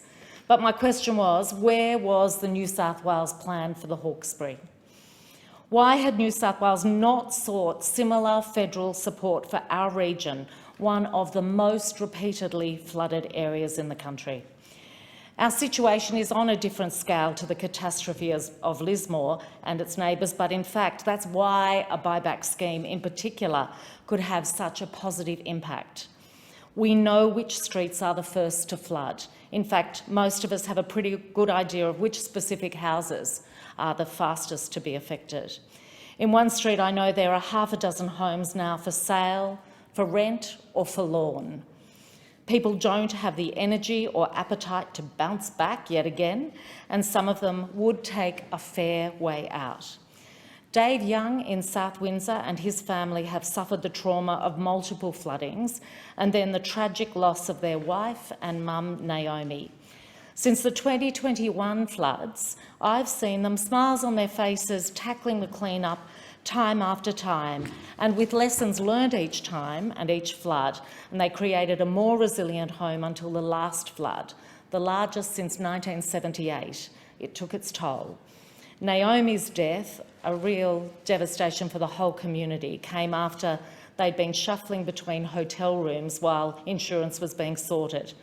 And now rising interest rates makes the future look bleak for Dave, who wants a government buyout to give him a chance to get his family onto solid ground. Then there's people like Daryl in Windsor, who's also been flooded multiple times but doesn't want to leave. He wants to make his home more resilient. Like many people, he has an upstairs and would like to be able to make the downstairs robust so that his large clan don't have to squeeze into a dining room and lounge room while the downstairs is being fixed. These are all very reasonable asks from people who have been through a lot. Dave and Jodie's and Daryl's families are just three of many examples of people in the Hawkesbury who need the New South Wales Government to release a comprehensive plan for the Hawkesbury, fast. Buybacks, retrofitting and rebuild. My hope is that the New South Wales Government is already working on a voluntary buyback and retrofitting plan, and I would hope that an announcement is made soon so people's lives are not in limbo for any longer and they have another option in front of them to provide a sense of hope for their future. Deputy Speaker, when my kids were really small, we were pretty much a one-income family as my business was in its embryonic days, with a car between us, living in Winmalee with limited public transport and facing those challenges of paying a mortgage and car loan with high interest rates, not dissimilar to so many other families today, even though it was 30 years ago. The pressures were different, but the result was the same: financial stress and anxiety about how to pay the bills.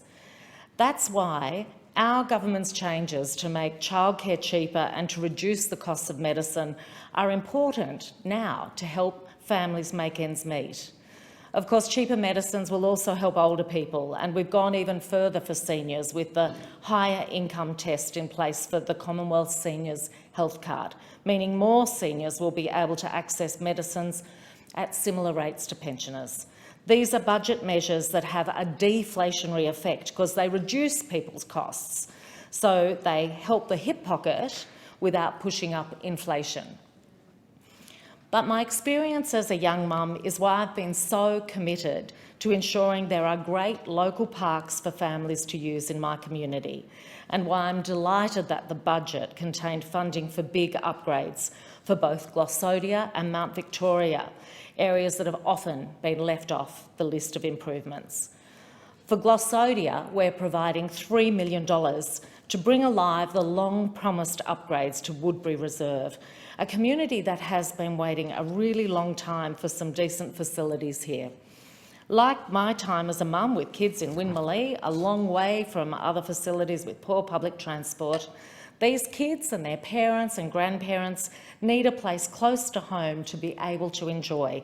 I note that the New South Wales Government, in its pre-election benevolence, has followed my lead and contributed funds to this project as well. So Hawkesbury Council now has more than $8 million to make this park and play space a real jewel for the people of Glossodia. And I look forward to their consultation with the community and with me about what that funding will deliver. At the top of the mountains, on the edge of the electorate, which is so often overlooked, Mount Victoria, there's $1 million to double the bushfire recovery funding that Blue Mountains Council received and has not yet used. The additional funding is designed to enhance Memorial Park and give it the love and attention it's missed out on for decades. We want to see an accessible and well-equipped community playground that can be enjoyed by both locals and tourists alike. It's about great facilities close to home for locals, but also providing a good reason for those from further afield to stop and support local businesses. The community is already being encouraged to talk to Blue Mountains Council about what it would like to see at Memorial Park, and you can do that there on Saturday the 12th from 2 to 4 and Thursday the 17th from 11 to 1 at Memorial Park, and I'd encourage people to start talking about their vision.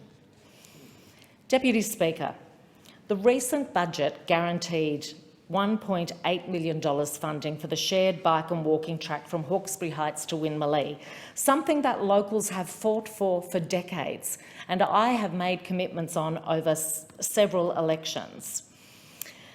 For some people who aren't local, it might not seem like a life changer, but I well remember when the path was constructed along Hawkesbury Road in Winmalee when my kids were young, allowing so many of us to push prams, take kids on trikes and bikes and scooters, and allow older people needing a steady surface to finally get out and walk. It can be a sanity creator and a life changer, and I'm very proud to be delivering it. Deputy Speaker, the budget confirmed that Glenbrook Oval's upgrade, which will benefit, among other groups, the Glenbrook Little A's, will go ahead, with $2.5 million to bring this facility into the 21st century, hopefully with a working PA system and a door wide enough for the high jumps and mats to be taken comfortably through, so the mums and dads who volunteer can have decent facilities. Deputy Speaker, there's one more election commitment that is designed to help ease pressure on families, particularly those with toddlers. The budget provides $15,000 for a Blue Mountains toy library to help families manage the rising cost of living and children reach their developmental milestones. We'll be working with Belong Blue Mountains, who'll lead the toy library service, and this will allow the purchase of safe and fun, age-appropriate toys and equipment that can be lent out to families to vary the weekly play routine. These are the sorts of things that will ease the cost of living pressures for family, but still allow them to provide the richness to their kids that we know makes a difference. It's going to take a range of measures to deal with this, and I'm proud that we can put some of these in place straight away. Order. I thank the member. There being no further grievances, the debate is adjourned and the resumption of the debate will be made for an order of the day for the next sitting. I call the member for Spence. Thank you, Speaker. I move that the Federation Chamber do now adjourn. The member for Groom. With great joy, I second that. The question is that the motion be agreed to. All those of that opinion say aye. I think the ayes have it. The Federation Chamber stands adjourned until 9:30 a.m. tomorrow.